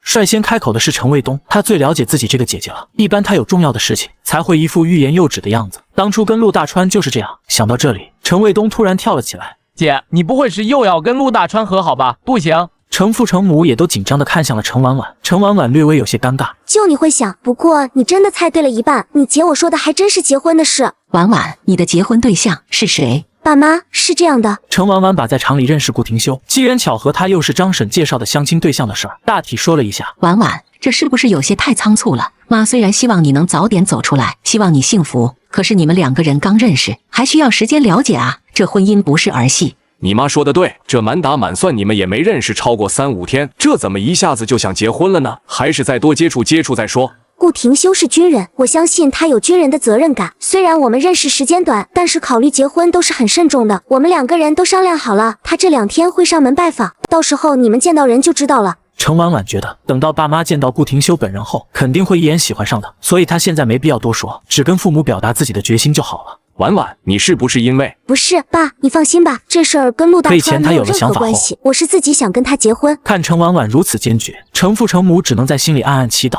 希望这次程婉婉没再看走眼。另一边，王翠花回到家后，敏锐地察觉到屋里的箱子被动过，她急忙把箱子打开。刚开始，王翠花看到自己的大团结还在时，心彻底放了下来。可是等她发现少了500块的时候，她急疯了。她找到院子外面的陆清明质问：“你在家里怎么看的门？钱没了，钱没了，你知道吗？”王翠花嚎啕大哭，她伸手对着陆清明就是一巴掌。你疯了！陆清明气坏了，伸手就推了王翠花一下。王翠花平日里爱闹脾气也就罢了，现在居然敢动手，陆清明觉得都是被他给惯坏了。你推我，你竟然敢打我！王翠花发疯般伸出手，开始挠陆清明的脸和脖子。他们这边的动静很快就引起了邻居们的注意，大家都跑出来劝架。渐渐的，邻居们从王翠花的叙述中明白了原委，原来陆家是遭贼了，王翠花丢了整整500多块钱。500块可真不是个小数目。我就是出去了那么一会儿，你连个家都看不好，你说我要你有什么用？现在好了，钱没了。他婶子，这么大的事，你闹腾有什么用？不如赶紧去报安保队，说不准还能把贼抓住。这时候，陆大川带着白思琪回来了。大川啊，你可回来了！你再不回来，你妈我就活不成了。陆大川推着自行车，车把上挂着大包小包的母婴用品。看来这陆大川对这个大肚子女人是真的上心了。怎么了？发生了什么事？在王翠花的哀嚎声中，陆大川才算是听明白了，竟然是因为那500块钱引起的。陆大川低头不语，白思琪尴尬到手足无措。陆大川本来想着先斩后奏，回家了再跟王翠花说他拿钱的事情，没想到他就先闹了起来，还把事情弄得人尽皆知。行了行了，我以为多大点事，大家都散了吧，钱少不了，肯定是我妈放错地方了。陆大川自然是不能当着这么多街坊邻居的面承认是他拿了钱借给了白思琪，要是被这些人传了出去，还不知道会被说得多么难听。妈也不想一想，谁家贼会那么好心，箱子都开了还给他留下一大半，只拿500块的，现在闹成这个样子，怎么收场？陆大川轻描淡写的样子，在场没有一个人买账，先别说王翠花了，就连邻居听了都觉得不对。大川啊，这可是500块钱，不是小数目，你妈再糊涂也不能弄错吧？大川啊，你这是说啥呢？我在糊涂，咱家有多少钱我还能不知道吗？明明好好的放在那箱子里面，回来一数就少了500，我可是数了好几遍，绝对不可能弄错。王翠花这话一出口，就有人听出了端倪。他婶子怎么听你这意思？你那钱没全丢？要是全丢了，我就更不用活了。我回来看着箱子被动过了，数了几遍后发现少了500多，那可是500多啊！我省吃俭用好不容易攒下来的。大家伙面面相觑，这世上还有如此好心的贼吗？大家都觉得陆家是出家贼了。陆大川的脸色越发难看，他急于疏散这些看热闹的邻居。妈，你先别说了，这事儿我知道了，我来处理，大家伙就先散了吧。在场的大多数人已经都明白发生了什么事儿了。这一看陆大川的样子，明显他是知道内情。再看看他自行车上挂的大包小包，一看就得花不少钱。不过这是陆家的家事，大家也没有多说什么，纷纷准备离开。但是王翠花却不乐意了。你处理，儿子，你打算怎么处理？难不成你还能把那贼给抓回来不成？我不管，今天找不出这贼来，谁都不许走。王翠花的话音一落，在场的人脸色都变得很难看。王翠花话里的意思，谁还能听不明白不成？很显然，她是怀疑在场的这些街坊邻居了，把大家伙当贼了。我们好心好意过来帮忙，你这话是什么意思？还一个人都不能走，你这话可得掰扯清楚了，否则的话，我们也不算完。就是把大家伙当贼了，这是证据必须拿出来，不能红口白牙污蔑人。王翠花本来就在气头上，话说出口她立马就后悔了。可是大家伙这一急，她反而更来劲儿了。我话怎么了？哪句不中听了？哪句不在理？我不信没人偷，我的钱就能莫名其妙的没有了。就算是安保队的同志来了，他也不能放人走。王翠花这话更是直接捅了马蜂窝。大家伙一起住着也有几十年了，就算平时难免因为一些琐事磕磕碰碰，可是小偷小摸这种事可从没发生过。他这一张嘴就污了一条街的清白。大川，这事儿你可得给我们个说法，你妈这话里话外到底是什么意思？陆大川更加难堪，他恨不能上去堵住王翠花的嘴。对不起，对不起，我妈她年纪大了，脑子糊涂，你们千万不要跟她一般见识，她是着急，绝对不是那个意思。着急就可以乱说话吗？我们好心好意帮你们出主意来着，现在好了，我们反而成了贼了。这要是传出去，大家怎么做人？这事儿必须给个说法。就是必须给个说法。没有贼，我的钱怎么没了？你们没拿唏嘘什么？我看贼就在你们当中。妈，你住口！看来这事儿不请安保队同志来调查清楚了，大家伙儿都别想消停。这样吧，派2个人去报案，让安保队的同志调查，看看到底谁是贼。这话立马得到了很多人的响应。王翠花对此倒是没说什么，可是陆大川一听却不干了，真请了安保队过来，事情就闹大了。别了，大家别这么麻烦了。今天这事儿是我妈的错，我代替她向大家道歉。这事儿就没必要麻烦公安同志了。这可不行，要是这事儿不弄清楚了，听你妈这意思，在场的都有嫌疑。我们都是清清白白的人家，可背不起这个锅。报案，去报案，不报怎么行？行了，妈你就别添乱了，那钱是我拿的。王翠花愣住了，她半晌才反应过来，儿啊，你无缘无故拿我那么多钱干什么？街坊邻居们早就有看出端倪的，就等着陆大川自己承认了。这回看王翠花问，有人嗤笑道：“这你都看不出来吗？瞧这一自行车的东西，都快放不下了。好了，事情既然弄清楚了，你们自己家的事儿自己掰扯吧，我们走了。”人群陆续都散了。大川，真的是你拿了500块钱，你拿这么多钱干什么去了？我拿钱肯定有用，你不在家我就先拿了，谁知道你把事情闹这么大？我哪里知道，你又没提前跟我说。王翠花看了看白思琪，张了张嘴，终究是没能再说出什么。另一边，程婉婉第二天出门上班的时候，发现程父程母各自顶着一对熊猫眼。昨天程婉婉突然宣布要结婚，令他俩彻夜难眠。爸妈，你俩半夜不睡觉打架了，搞成这副样子。你个死丫头，说什么胡话呢？好啦，我知道你们担心我，这样吧，我让顾廷修这2天就过来家里给你们看看，你们就知道我的决定没错了。不同于程父程母的紧张，陈卫东这次表现得格外豁达。大妈，你俩就别瞎操心了，我还等着新姐夫教我练武呢。姐夫会拳击格斗吗？程婉婉心情很好的去上班，不过刚到厂里，她的好心情就没有了。她看见顾廷修身边正站了一个扭扭捏捏的女孩子，那是副厂长的女儿。顾廷修看着眼前的女孩子，他被拦住一大会儿了，对面还没能说出一句完整的话。顾廷修有些不耐烦了：“有事吗？没事的话，我先走了。”先别走，我有话对你说。沈佳佳的父亲让他临时来厂里帮忙的时候，他还有些不乐意。他觉得自己还是个学生，来厂里搞接待有些不伦不类。奈何老爸一直跟他讲这次订单的重要性，沈佳佳拗不过，还是请假来了。结果他在看到顾廷修的第一眼就心动了。今天他一大早就在这里等顾廷修了，可是见了人，他在心里练习了10000遍的话，此刻却无论如何都说不出口了。沈佳佳已经明显感觉到顾廷修开始不耐烦了。顾廷修皱眉，他不知道对方是有什么事情，现在这种处境让他很尴尬。王雷跟张斌不在，他跟一个女孩单独站在一起，这让他很不自在。正当他准备离开时，沈佳佳小声地嘟囔了一句：“我喜欢你。”沈佳佳说完以后就迅速跑了。顾廷修有些诧异，他刚准备往厂里面走去，转头就看到了程婉婉。顾廷修也没想到，竟然这种时候恰好被程婉婉遇到了。虽然他问心无愧，可是多少也有几分尴尬。程婉婉选择忽略刚才的事情，虽然刚才遇到的一刹那，她的心里确实有种异样的感觉，可是她相信顾廷修会处理好的。我昨晚上跟我爸妈说好了，你要是这2天有时间的话，陪我回家一趟吧。顾廷修点点头，这本来也是他的打算。两个人接下来都没再说话，并肩往厂里边走去。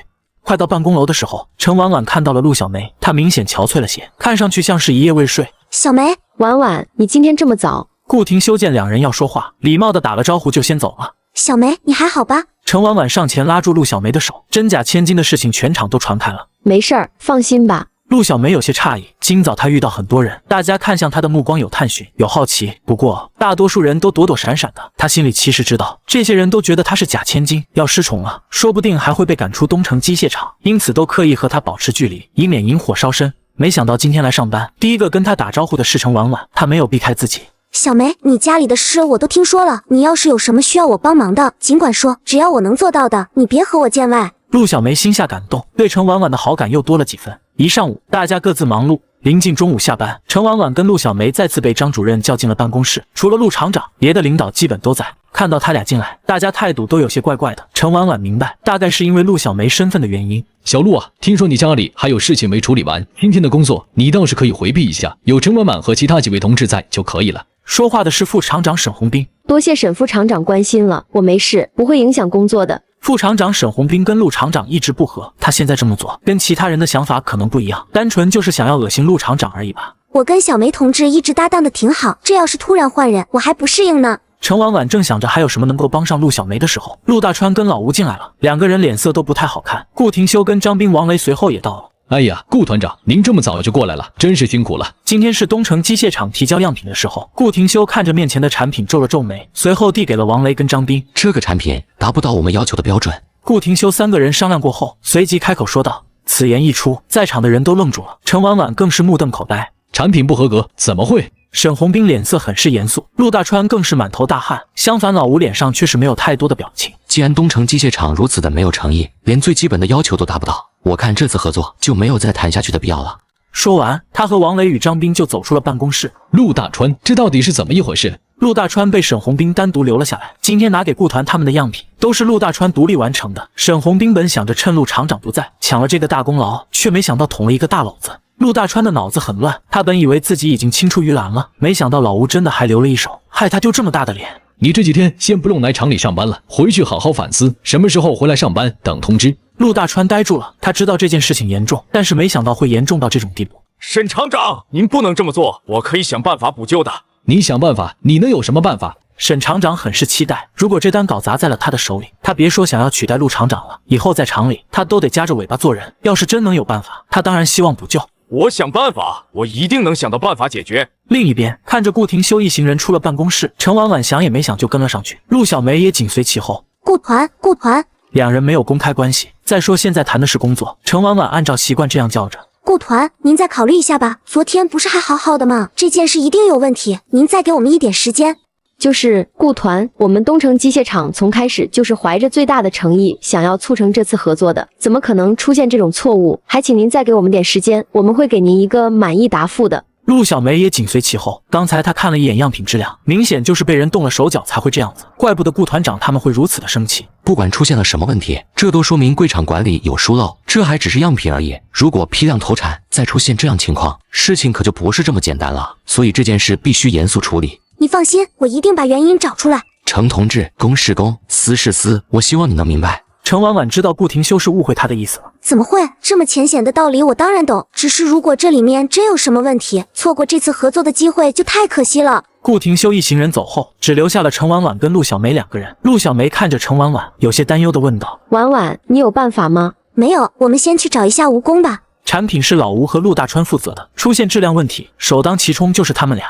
车间里，老吴看到陈婉婉和陆小梅两人，他比较惊讶。你们俩怎么过来了？很显然，老吴不希望他俩掺和这件事儿。不过陈婉婉和陆小梅两人磨了很久，蜈蚣才松口了。样品我会重新做，到时候我去找厂长，是找陆厂长。两人得到这样的答案，放心了不少。他们从车间出来的时候，遇到了陆大川。小梅，你先回去，我还有点事儿。好，那你自己多注意点，有事就找我。陆大川在里面待了10分钟，出来的时候整个人都不好了。陆大川。陈婉婉看到陆大川从办公室出来后，就走了过去。陆大川很烦躁，他的饭碗都要保不住了，哪有功夫管陈婉婉？陈婉婉，我现在没空和你说话。你以为我想和你说话？我问你，样品是不是你偷换的？为什么？你是想独占功劳吗？老吴告诉你的。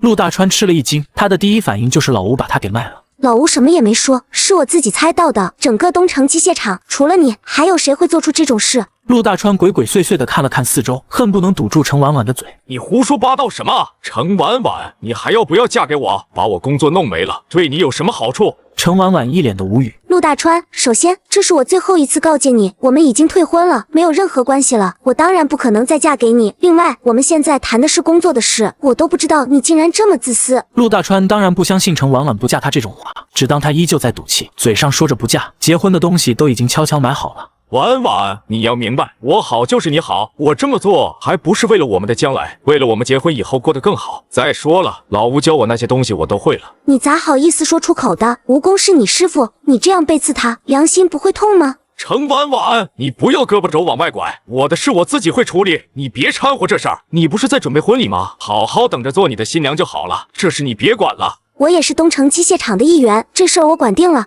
陈婉婉说完，先陆大川一步走了。很快他就来到了厂里给顾廷修他们安排的宿舍，3个人都在里面，只不过他们已经在打包行李了。陈婉婉这才想到，刚才自己说要调查清楚这件事，但是顾廷修他们根本就没有同意。看这情况，顾廷修是要放弃东城机械厂了。陈婉婉有些着急。顾团长，你今天看到的样品不是我们真正的实力。顾廷修当然知道东城机械厂的实力，也正因为如此，刚才看到那样的样品才更让人生气。现在并不单单只是质量问题了，我刚才已经说过了。我明白你是担心厂里一颗老鼠使坏了一锅粥，那我如果告诉你我知道做手脚的是谁，你是不是愿意再给机械厂一次机会？你知道的，最近为了这笔订单，厂里所有人都很努力，大家都不愿意就这样毁于一旦。顾廷修还没回答陈婉婉，就见陆厂长一行人急匆匆跑了过来，看到顾廷修他们已经在打包行李了，一个个脸都绿了。顾团长，这件事有内情，我一定严肃处理，还请您再给厂里一次机会。陆厂长没想到自己只是回去处理了一下家事，厂里就捅了这么大的篓子。有人想抢功，却把事搞砸了，是谁他当然知道，但是现在不是说这些的时候，目前更重要的是想办法把顾团长留住。陆厂长，质量必须放在第一位，这件事的严重性，我想不需要我再跟你说了吧。我自然是知道的，这是我们厂里的管理问题，我一定好好整改。我们虚心接受顾团的批评，这件事情我会尽快解决。你打算怎么解决？陆厂长一时之间陷入了为难里，他自然是要调查，但是这结果一时半会还出不来。就在此时，程婉婉开口了：“这件事情是陆大川做的，我可以作证。”程婉婉此话一出，在场所有人都大吃一惊，大家怎么也想不到会是陆大川。陆厂长回过神来，这时他只知道跟沈副厂长脱不了干系，但是也得有人打配合。但是他没想到会是陆大川。程同志，我知道你也是为厂里好，但是这种话我们不能随意说，一个不好会毁了一个人的将来。你有证据吗？如果能证明这是他个人行为的话。程婉婉点点头，当然有。此时陆大川正在回家的路上，他非常的烦躁，这2天他不能去厂里上班了。如果这件事被厂里其他人知道了，我就全完了。沈宏斌那个家伙一定会把责任全部推到我身上，拿我当挡箭牌的。陆大川越想越焦虑，越想越害怕。他回家第一时间破天荒地的没去白思琪房间看看，而是回到了自己的小屋里。白思琪听到脚步声，知道是陆大川回来了，他拢了拢自己的头发，正想抬头跟他打招呼，却没想到陆大川根本就没往他这边来。白思琪起身走向了陆大川的房间。大川，你回来了。怎么了，思琪？有什么事你跟我说。没事，我哪有什么事，我就是看你下班了，过来问问你，你吃饭了吗？我去给你弄点吃的吧。最近王翠花也不知道咋回事，动不动就往外跑，而且每次都是要到饭点的时候，白思琪也不愿意做饭。可是王翠花出去了，她也不好真的等到下午，她的身子也吃不消。那天白思琪献殷勤，主动去厂里给陆大川送饭，其实也怀着一点小心思。他想让陆大川发现这件事情，以后跟王翠花叮嘱一下，就不让他这个孕妇下厨了。可是陆大川粗枝大叶的，根本就没往那方面想。我不饿，你不用管我。大川，你怎么了？还在为婉婉妹子的事情生气上火吗？不是。陆大川闷哼一声，就不再说话了。他现在想的是赶紧解决问题，不能丢了工作。我明天放假了，要在家里待几天。陆大川跟白思琪说了这几句话，省得明天他不去上班，他们觉得奇怪。是要准备婚礼了吗？有什么需要我帮忙的吗？陆大川一听白思琪这样说，他也不反驳，刚好找到了不去厂里的理由。对，因为婚礼我请假了，总不好让程婉婉一个人忙活。白思琪心里很不高兴，可是面上却不能表露出什么。之前他还觉得无所谓，现在他觉得如果放任这2个人结了婚，就算开始陆大川会暂时护着他，但时间久了，他早晚会被程婉婉扫地出门。想到这里，他心下已经有了主意，却高兴地说道：“这真是太好了！那你要不要去问问婉婉妹子，看看还缺什么少什么？确实也都该准备起来了，就还有这么2天时间，都不知道能不能来得及。”不用，她不像别的女人，她什么都不要。那不成吧？2家还是要商量一下，要不然到时候缺这少那的，亲戚街坊来了，看着也不好看。真不用，婉婉是个细心的，不会让人看笑话的。我有事出去转转，你先休息会儿吧。陆大川说完就出门了，他要去想办法，总不能坐以待毙。他不知道的是，他出门没多久，白思琪回房间梳洗打扮了一番，也紧跟着出了门。程婉婉这边下班后，他就往东城机械厂大门旁的大树下走去。他跟顾廷修约好了，今天一起去见他父母。他以为今天厂里出了这种事，顾廷修应该很忙，他会等一段时间的。没想到他远远就看见顾廷修在那里等着他了，手里还提了东西，应该是礼品了。你这么早？我也是刚到，我载你，你给我指路。行。程婉婉跳上顾廷修的车后座，2人往程家方向去。快到程家的胡同口的时候，一堆人在那里坐着闲聊，远远就看见了2人。呀，你们看，那不是婉婉那丫头吗？骑自行车那男的是谁？怎么没见过？2个人骑一辆车了，还用说吗？肯定是新找的对象了。快别胡说八道了，他跟陆家那小子分开才几天，哪就能这么快找对象了？再说了，他俩是不是真退婚？这还两说呢。就是，也可能是远房亲戚什么的吧，大家别瞎猜了。不过这人还真大方，看提的那些东西可不便宜呢。我看呐，不知大方，比陆大川那小子长得还好呢。白思琪就是这个时候走到了这里，听到大家说的话，再看看自行车上2个人的背影，白思琪嘴角渐渐露出了笑容。看来大川跟程婉婉这婚结不成了。爸妈，我们回来了，我给你们介绍一下，这就是顾廷修。顾廷修，这是我爸妈，还有我弟程卫东。白思琪本来是想过来找程婉婉的，探探她的口风，顺便不小心传几句话。她没想到刚到这里就撞上了程婉婉和顾廷修。那人她只看到背影，没看清长什么模样。可是刚才街坊四邻的议论声她都听到了，说什么比陆大川还好看。呸！先别说陆大川那长相本来就是百里挑一了，就算真的比他好看有什么用？陆大川可是机械厂的技术员，现在一般人可是真比不上。男人最重要还是有本事。白思琪悄悄跟着顾廷修跟程婉婉到了程家大门口，就听到里面正在热情的寒暄，相互打招呼。白思琪更加确认了，这就是程婉婉新找的对象。程婉婉昨天不是还在买跟大川的结婚用品吗？怎么今天就带着别的男人上门了？难道程婉婉是玩欲擒故纵的把戏？唉，程婉婉要是真找了新对象就好了。白思琪一边想着怎么利用这件事彻底把陆大川和程婉婉搅黄，一边慢慢走回陆家。陆家院子里，陆大川正坐在院子里透气。大川，有件事我不知道该不该跟你说。什么事？想说就说，和我你用不着这样，有话直说就行。我刚才想去找婉婉妹子看看婚礼她还缺什么，想着帮你们添置点，没想到看到了。看到啥了？我看见程婉婉坐在一个男人的自行车上，两人一起回了程家，而且那男人还带着礼品，看着就跟新女婿上门一样。陆大川根本就不信，你肯定是搞错了，不可能的，婉婉不可能这么做，她看不上其他男人的，我们马上要结婚了。白思琪没想到陆大川对程婉婉竟然如此信任，这份莫名的笃定让他心里有种无名火。大川，你以为我会愿意相信这种事情吗？你对婉婉妹子那么好，她怎么可能会跟别的男人在一起呢？所以我也怕弄错了。可是这是我亲眼所见啊！我本来还在犹豫到底要不要告诉你的。你看看，我要是刚才不想着去找她就好了，这是给闹的。你不是在开玩笑的吧？程婉婉真的跟别的男人一起回家了吗？见白思琪说的如此郑重，陆大川禁不住皱起了眉头。真的，我亲眼所见，还能有假？我去他家看看。陆大川把脚就要走，被白思琪拦住了。哎，大川，这个时候你过去干什么？万一是真的，你和那人再打起来怎么办？白思琪是故意这么说的，为的就是激起陆大川的火气。人在愤怒的时候智商为零，他就要这件事一团乱麻，让陆大川和程婉婉彻底结不成婚。至于那人和程婉婉到底什么关系，对白思琪来说并不重要。果然，陆大川一听这话更生气了。什么打起来？我看谁敢！我就不信了，我去看看再说。这时，听见两人说话的王翠花也跑了出来。儿啊，我和你去，我倒要看看这程家到底搞什么鬼。陆大川本想拒绝，不过他想了想，王翠花跟着去也成，到时候如果没有白思琪说的这件事，他就说是打算过去商量婚事的，也算有个借口。行，那我们就一起过去看看，你到时候记得少说话。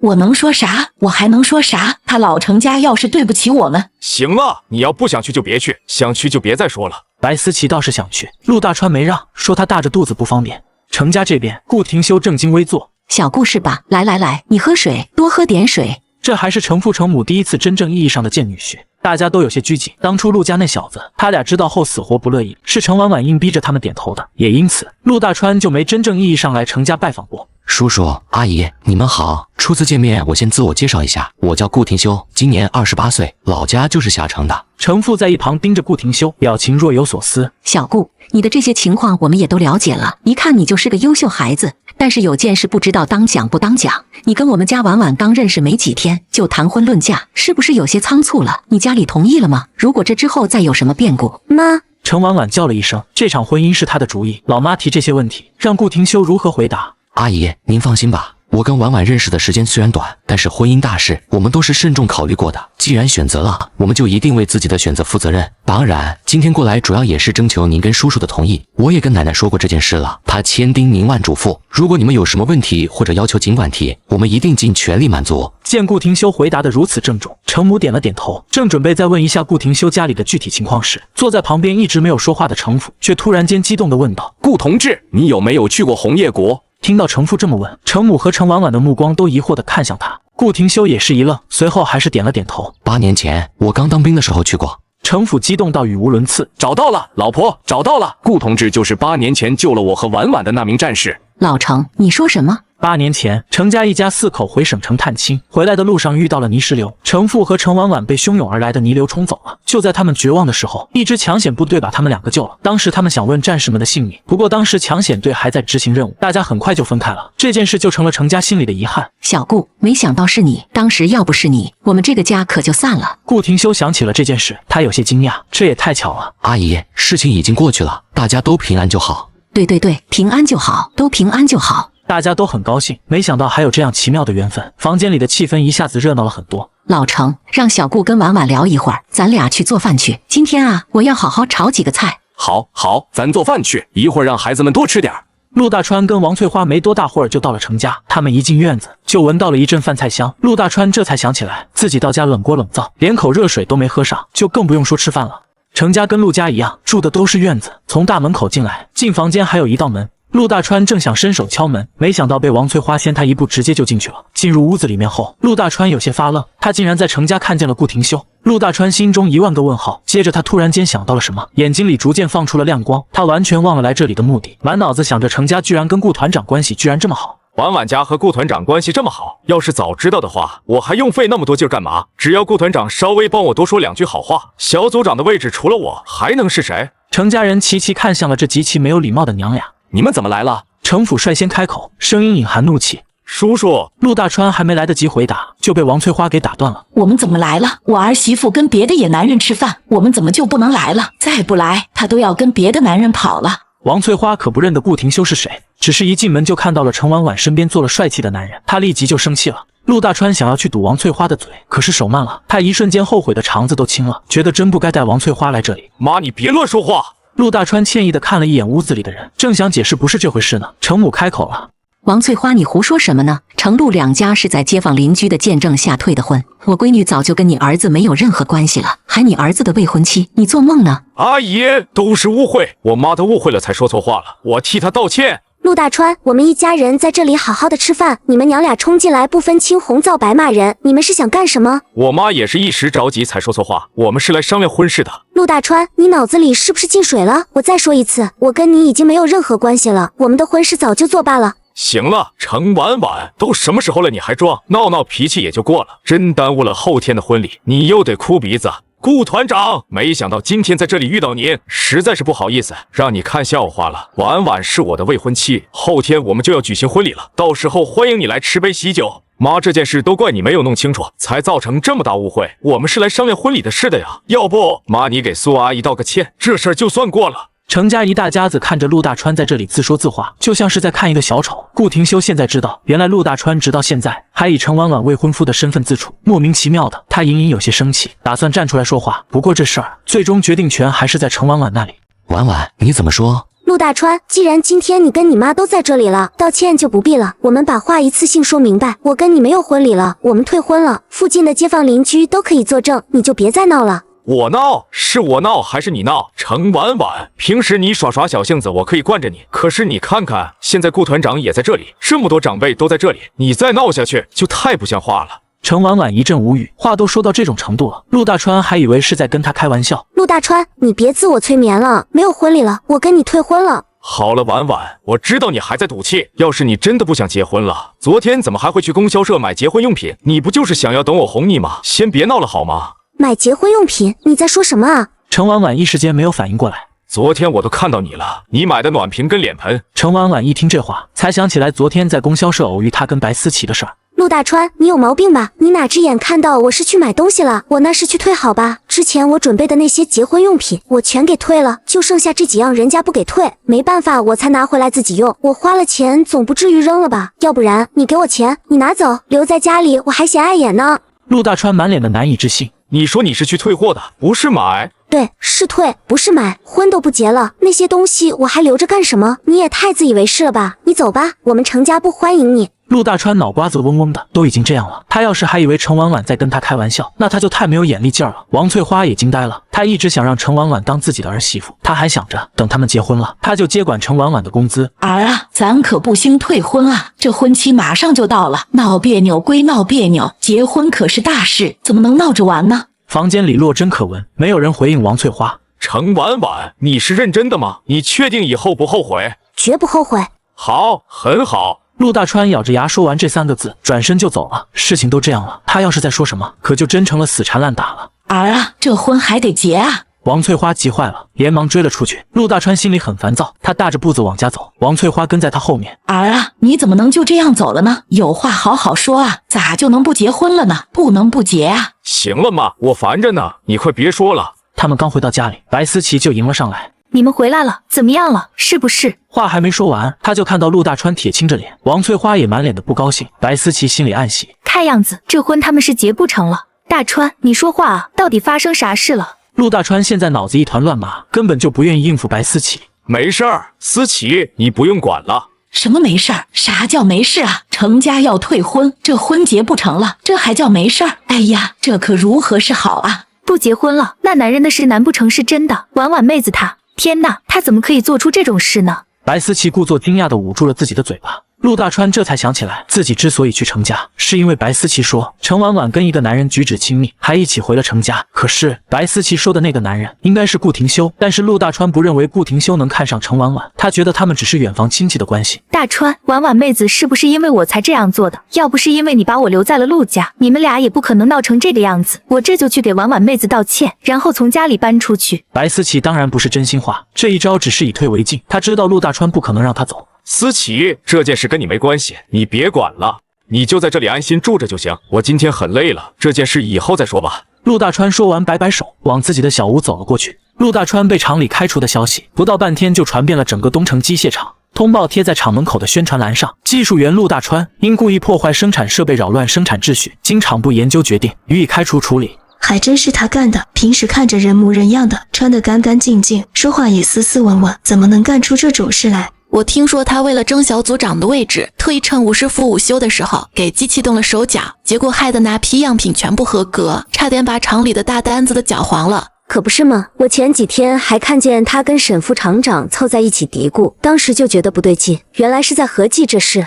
吴师傅可是他的师傅啊，手把手教他技术，平时对他跟亲儿子似的，他居然能干出这种忘恩负义的事，这不是欺师灭祖吗？这人品也太差了，自私自利，为了个小组长的位置，连师傅都能坑，连厂里的利益都不管。开除的好，早就该治他了。也真是可惜了，年纪轻轻的就是技术员，本来前途挺好的，怎么就鬼迷心窍了呢？工友们七嘴八舌地议论着，有惋惜的，有愤怒的，也有幸灾乐祸的，围在宣传栏前叽叽喳喳吵了半天。陆大川没去厂里上班，是王翠花先听到的消息。儿啊，出大事了，出大事了！王翠花一路小跑冲进屋里，声音都变了调，脸色惨白。又怎么了？一天到晚大呼小叫的，能不能让人清静一会儿？陆大川被他吵得心烦，不耐烦地皱起眉头。我刚在外面听你李婶说的，你们厂里把你开除了，说是贴了通报，就贴在厂门口的宣传栏上，全厂人都传遍了，连隔壁巷子的人都知道了。你说什么？厂里要开除我？不可能！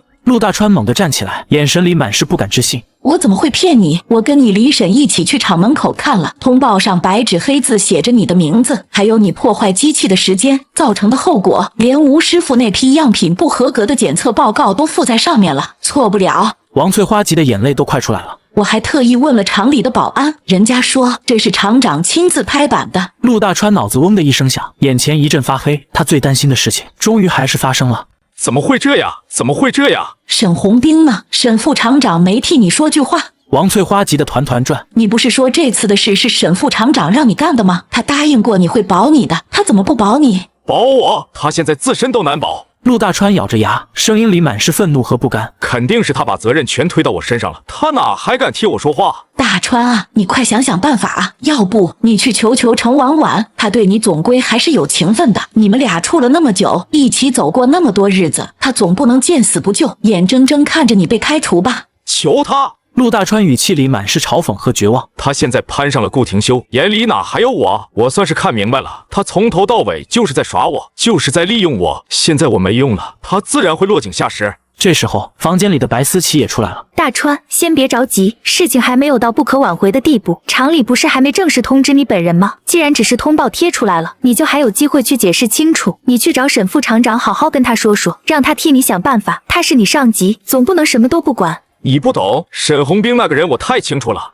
陆大川语气激动，声音都有些沙哑。他就是个趋炎附势的小人，他是要拿我当替罪羊，这事是他亲口让我干的。现在事情败露了，他不把我推出去顶罪，难道还自己扛着？我要是去找他，他不但不会帮我，还会把所有事情都扣在我头上，说我是故意为之。到时候我更是跳进黄河也洗不清。白思琪的心沉了下去，他顿了顿，又试探着问：那如果真在机械厂待不下去了，你打算怎么办？总不能就这么在家里闲着吧？你爸年纪大了，以后还得靠你养活，我们也得过日子啊。怎么办？我哪知道怎么办？先等等看吧。行了，让我一个人安静会儿，别再来烦我。接下来的几天，白思琪的日子也不好过了。自从陆大川被开除后，王翠花就跟疯了似的，整天在家里摔摔打打，指桑骂槐，把所有的怨气都撒在了白思琪身上。我们家大川以前多好啊，厂里的技术员，年轻有为，马上就要升小组长，媳妇又漂亮又听话，日子要多好有多好。结果现在呢，自从有些人来到家里后，大川的工作丢了，媳妇跑了，家里钱也没了，这日子没法过了。白思琪自然听得出来王翠花在说谁。王姨，您这话是什么意思？大川的事是厂里的决定，跟我有什么关系？我从来没有害过他。我说什么了？我骂我自己的，又没点名没道姓。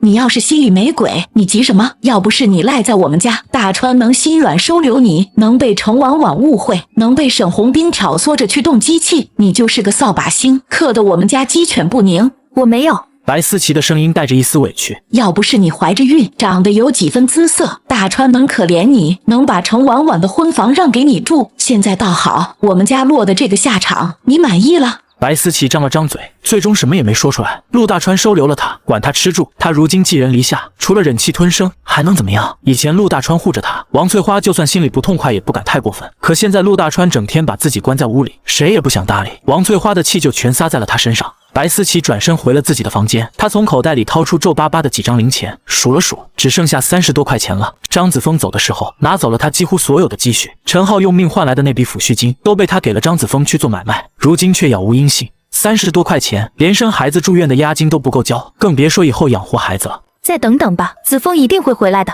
白思琪喃喃自语，可这个等等要等到什么时候，他自己心里也没有底。3天后，顾廷修如约再次来到了东城机械厂。这一回，厂里的气氛明显比上次紧张多了。陆厂长亲自在大门口迎接，脸上堆着笑容。顾团长，您来了，一路辛苦，快里面请。不用客气，我们直接去车间看样品吧。顾廷修语气平淡，没有多余的寒暄。车间里，老吴已经等候多时了。吴师傅辛苦了。顾廷修拿起第一个样品，仔细端详起来，眼神专注而认真。车间里安静极了，所有人都屏住了呼吸，生怕发出一点声响影响了顾团长的判断。陆厂长紧张的手心冒汗。顾廷修把样品翻来覆去的看了好几遍，然后递给身后的王雷和张斌：“你们再仔细检查一遍，看看有没有什么问题。”王雷和张斌立刻接过样品，认真检查起来，时不时低声交流几句。过了约莫10分钟，他们3人商量过后给出了答案：产品尺寸合格，表面光洁度也达标，各项指标都符合要求。东城机械厂通过了考核。陆厂长激动的连手都在发抖。顾团长您放心，我们一定保质保量完成订单，绝不辜负您的信任。以后您有任何需求，尽管吩咐，我们一定全力配合。后续的合作细节，我让王雷跟你们对接。另外，关于柜厂内部管理的问题，顾团长放心，我们已经开了专题会议，对陆大川的问题做出了严肃的处理决定，绝对不会再出现类似的情况。正式通报今天就张贴出去，全厂通报批评，以儆效尤。陆厂长连忙表态，生怕顾廷修因为这件事取消合作。顾廷修点了点头，没有再多说什么，转身带着王雷和张斌离开了车间。开除陆大川的正式通报是当天下午贴出来的，不但贴在了宣传栏上，连厂门口都贴的有，比之前的通报更加详细，把陆大川何时动的手脚，用什么方式破坏的机器，造成了什么严重后果，违反了厂里哪一条规定，全都写得明明白白。我不活了，大川没了工作，我们陆家完蛋了，完蛋了，都怪那个扫把星。自从他来了以后，我们家就没有一件好事。王翠花看到通报的消息，回到家就坐在院子里大哭起来。白思琪站在自己房间的门口，进也不是，退也不是。陆大川自从通报正式贴出来后，就把自己关在房间里不出来。王翠花的哭声钻进他的耳朵里，搅得他心烦意乱。陆大川忽然拉开门冲了出来，对着王翠花吼道：“你就知道哭，哭有什么用？能把工作哭回来吗？我连哭都不能哭了，你吼我，你冲我吼什么？又不是我让你去破坏机器的，是你自己鬼迷心窍，听了沈红兵的话，是你自己干的好事，现在落得这个下场，你还有脸冲我吼了？”我鬼迷心窍，我还不是为了这个家吗？我想升小组长，想多挣点钱，想让你们过上好日子，有错吗？行了，别说了。就在这时候，可以前他有了想法后，他一边走一边咳：“别吵了，都是一家人，吵什么？有话好好说，别伤了和气。”话还没说完，他的身体忽然晃了2晃，眼睛一闭，直挺挺的朝地上倒了下去。爸！陆大川一个箭步冲过去，一把抱住陆清明。王翠花也顾不上哭了，愣在那里看着倒在地上的老头子。过了好一会儿才反应过来，尖叫着扑过去：“老头子，你醒醒啊！你可不能有事啊！快送医院，快！”陆大川抱着父亲，嘶吼着喊道，声音里满是慌乱和恐惧。到了医院，医生检查过后，脸色凝重地告诉陆大川几人，病人是脑溢血，情况很严重，现在要立刻住院抢救。运气好的话能保住命，但以后恐怕要长期卧床，生活不能自理了。你们家属要有心理准备。瘫痪！王翠花像被雷劈了一样，眼睛瞪得老大。我们家老头子要瘫痪了？这怎么可能？他平时就是咳嗽几声，连感冒都不得的人，身体一直好好的，怎么会突然就要瘫痪了？医生，你再好好检查检查，是不是搞错了？我们已经检查的很仔细了，没有搞错。先把住院押金交了吧，后续的治疗费用不是小数目，最少也要几千块，你们要做好准备。白思琪站在旁边，看着这一家人愁云惨淡的样子，心里像是被什么东西狠狠揪了一下，说不出的难受。陆大川没了工作，没有收入来源，陆清明瘫痪了，每个月光是医药费就是个无底洞。王翠花那点抠出来的积蓄，给陆清明治病连牙缝都不够塞，这个家已经彻底完了。陆清明在医院里躺了2天，王翠花和陆大川轮流去医院陪护，给他们做饭送饭的任务就落在了白思琪的身上。晚上，白思琪翻来覆去的睡不着，摸着自己隆起的肚子，心里满是绝望。她想要离开陆家了，一个念头悄悄地爬上了她的心头。那天陆大川为了给她生活费，从王翠花的樟木箱子里拿出500块钱的情景，她记得清清楚楚。那个樟木箱子里还有王翠花攒了大半辈子的积蓄，是给陆大川娶媳妇，给他自己养老的钱，具体还有多少她不知道，但绝对不会少。白思琪被自己的念头吓了一跳。不行，大川对我不薄，他收留了我，管我吃住，我不能这么做，不能趁人之危。可转念一想，他又犹豫了。可我肚子里的孩子怎么办？陆大川没了工作，陆叔叔瘫痪了，这个家根本养不起我和孩子。我要是不走，我和孩子都会饿死在这里的。我只能拿走钱，找个地方生下孩子，这是我唯一的出路。时间又过去了几天，这天就白思琪一个人在家里，她在院子里站了很久很久，内心反复挣扎。最后她咬了咬牙，像是下定了决心，推开了王翠花的房门。等她再出来的时候，手里多了一个蓝色的小包。白思琪深深地吸了一口气，最后看了一眼这个住了几个月的院子。大川，对不起，我也是没办法，等孩子生下来，我会回来还你的。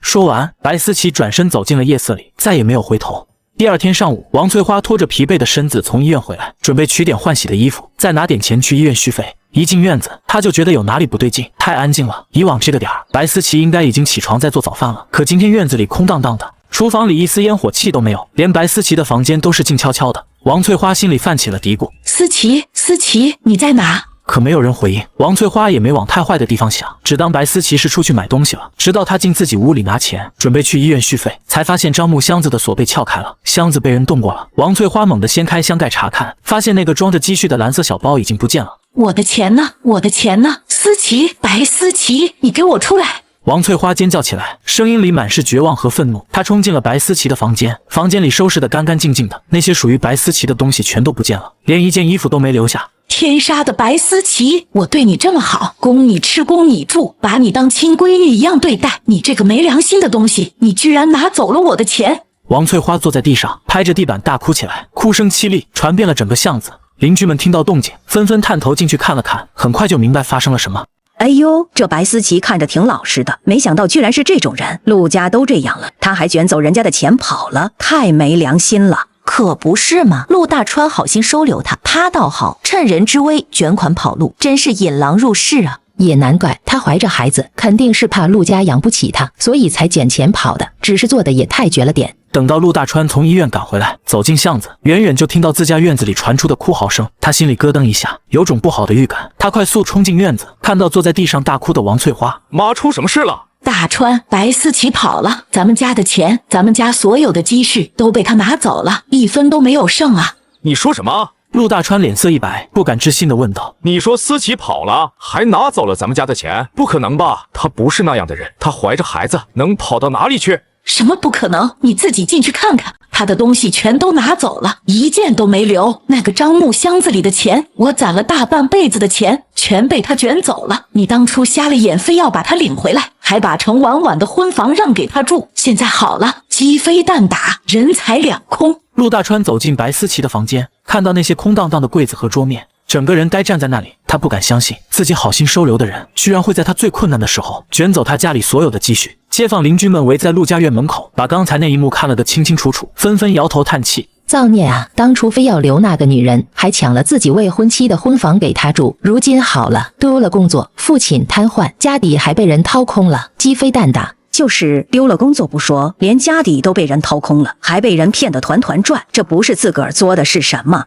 与陆家的凄风苦雨截然不同，程家这段日子倒是阳光灿烂。顾廷修的结婚申请不到1个星期就批了下来。这天下午，程婉婉刚下班回到家里，程母就迎了上来，开始念叨：婉婉，你看你比前些日子又瘦了，工作再忙也得好好吃饭，知道吗？身体是自己的，不能仗着年纪轻就瞎霍霍。对了，廷修那天来的时候提了句，说他提交的结婚申请下来了。我问你，你们2个打算什么时候去领证，什么时候办婚礼？妈，程婉婉叫了一声，声音不自觉地带了点撒娇的意思，脸颊微微发红。怎么了？我问的不对，这事儿可不能再拖了。你们都不小了，婉婉你都25了，婷修也快30了，差不多就赶紧把日子定下来，妈也能放心。正说着，院子里传来了程卫东的声音：“姐夫来了，姐夫来了。”程母立刻笑逐颜开，快步迎了出去。婷修来了，快进来坐，来就来，还带什么东西？太见外了。孩子他爸，婷修来了，把茶壶端出来，再洗点水果。叔叔阿姨，我今天来是想和您商量一下婚礼的事情。我准备等这边的工作告一段落，就带婉婉回部队，先在那里办一场婚礼。等我们回来以后，再在霞城老家补一场，宴请街坊邻居和亲戚朋友，让大家都沾沾我们的喜气。您觉得怎么样？好，都听你的。其实不用办2场的，多麻烦啊，在老家简单办1场就行了，不用那么折腾。不麻烦。顾廷修看向程婉婉，眼神温柔的能滴出水来。我想给婉婉最好的，我要让所有人都知道她是我顾廷修的妻子，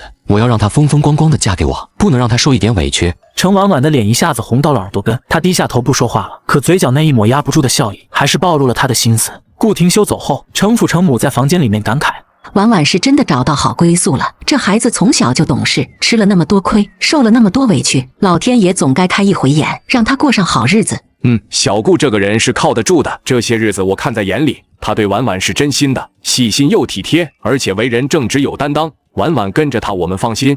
陆清明在医院里拖了不到1个星期，情况忽好忽坏，这日子可怎么过呀？大川，你爸要是有个3长2短，我也不活了。家里的钱被白思琪卷走了，你的工作也没了，医药费还欠了一大笔，我们娘俩可怎么办啊？陆大川一脸的愁云惨淡，眼神空洞，脸上没有一丝血色。大川，你说思琪会不会回来？王翠花忽然抬起头，眼神里带着一丝期盼。她可能只是一时糊涂，只是出去转转。她肚子那么大了，怀着孩子又没地方可去，还能去哪儿呢？说不准过几天她想通了，就又回来了。毕竟她在咱们家住了这些日子，我们也没亏待她，她总不能真的那么狠心。陆大川的心猛地一阵刺痛，他缓缓摇了摇头，语气里满是绝望和冰冷。他不会回来了，他拿了钱，走得干干净净，连张字条都没留，连一句解释都没有，他怎么可能会回来？他从一开始就是在利用我，利用我们家的善良，他从来就没有真心待过我们。都怪妈，都怪妈！当初你把他带回来的时候，我要是拦着你就好了。要是我没有心软，没有收留他，我们家就不会变成今天这个样子，你爸也不会变成这样。现在说这些还有什么用？陆大川闭上眼，满心都是悔恨，可再怎么悔恨也回不到过去了。距离程婉婉和顾廷修的婚礼还有3天的时候，王翠花出现在了东城机械厂的大门口，她眼睛红肿，脸上满是憔悴，眼睛直直地盯着厂门口的方向。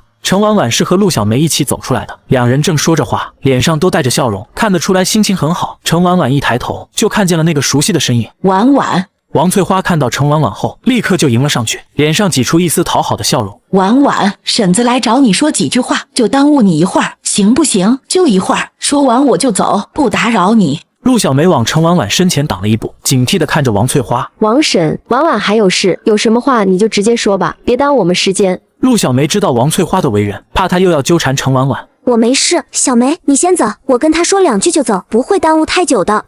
陆小梅犹豫了一下，看了看程婉婉，又看了看王翠花，不放心地说道：那我在前面路口等你，有事就喊我。好。陆小梅走后，王翠花声音带着哭腔：婉婉啊，婶子知道错了，婶子以前对不起你，是婶子糊涂，是婶子偏心，不该让白思琪住你的婚房，不该让你受委屈，你就原谅婶子这一回行不行？婶子，有话你就直说吧，我还有事。婉婉，大川他知道错了，他真的知道错了。这些天他想你想得吃不下饭睡不着觉，人瘦了一大圈，头发都白了好几根，我看着都心疼。他天天对着你的照片发呆，说他后悔了，后悔没听你的话，后悔对不起你，后悔不该相信沈红兵，不该收留白思琪，你就原谅他这一回行不行？你们俩的事再好好商量商量，这婚礼能不能再考虑考虑？程婉婉简直不敢相信自己的耳朵，都这种时候了，王翠花居然还能站在她面前说出这些话来。程婉婉不知道她是真的拎不清，还是觉得她程婉婉会一辈子被她拿捏，会一辈子心软。婶子，我和陆大川早就没关系了，我的婚礼3天后举行，新郎不是他，您请回吧，不要再来打扰我了。婉婉，你说什么？你再说一遍。你真的要嫁给别人？你怎么能嫁给别人呢？你和大川，你们俩是什么情分？你们眼看就要结婚了，你怎么说嫁别人就嫁别人了？你不能这么狠心啊！当初你们陆家不是也没把我当儿媳妇吗？婚房让给别人住，让我住厕所旁边的杂物间，阴暗潮湿，连个窗户都没有，你们连个商量都没有，就把一个孕妇带到家里，说要养她一辈子，把我当什么了？婶子，你扪心自问，你们家陆大川真的把我当过人吗？真的把我当过他的未婚妻吗？王翠花被他这一连串的话问得哑口无言，脸色一阵红一阵白。她张了张嘴想要辩解几句，可她发现陈婉婉说的每一个字都是事实，每一件事她都找不出反驳的话来。婉婉，那时候不是情况特殊吗？思琪她男人救了大川的命啊，咱们总不能当那忘恩负义的人，总不能看着她一个孕妇无家可归吧？你们的恩情是恩情，就活该我受委屈是吗？婶子，我再问你一件事，你那么小气的人，平时连根葱都得跟人砍半天价，为什么对白思琪那么好，还给她买鹅蛋补身体，给她买新衣服，对我却连一句好脸色都没有？这也是因为她男人救了陆大川的命吗？王翠花的脸刷的一下就白了，她的眼神慌乱地飘向别处，嘴唇哆嗦着，支支吾吾的想要说什么，却一个字都说不出来。陈婉婉没有等她的回答，算了，我现在对这些也不感兴趣了，我们两家已经没有关系了。婶子，你以后不要再来找我了，你们陆家的事以后都跟我无关，我不想再被你们打扰。说完，他头也不回地走了。前方陆小梅等在路口，看见他过来，立刻迎上去问了一句：“婉婉，没事吧？他没为难你吧？”陈婉婉摇了摇头，脸上露出一丝释然的笑容：“没事，都过去了，走吧，我们回家。”王翠花一个人被晾在厂门口，脸色青一阵白一阵，她心里满是绝望和不甘，却又无可奈何。几天后，为了给陆清明凑治疗的费用，陆家把他们的院子卖了，搬到了城南的棚户区。那地方阴暗潮湿，狭小破旧，条件极差。陆清明虽然命保住了，但瘫痪在床，一时又一阵清醒一阵糊涂，每天都需要人照顾，家里的日子过得苦不堪言。与此同时，陈婉婉和顾廷修在霞城举办了婚礼，婚礼举办得十分隆重，伴随着相机的快门声，这幸福的时刻被永久记录着。他们往后的日子只会越来越好，满是光明和希望。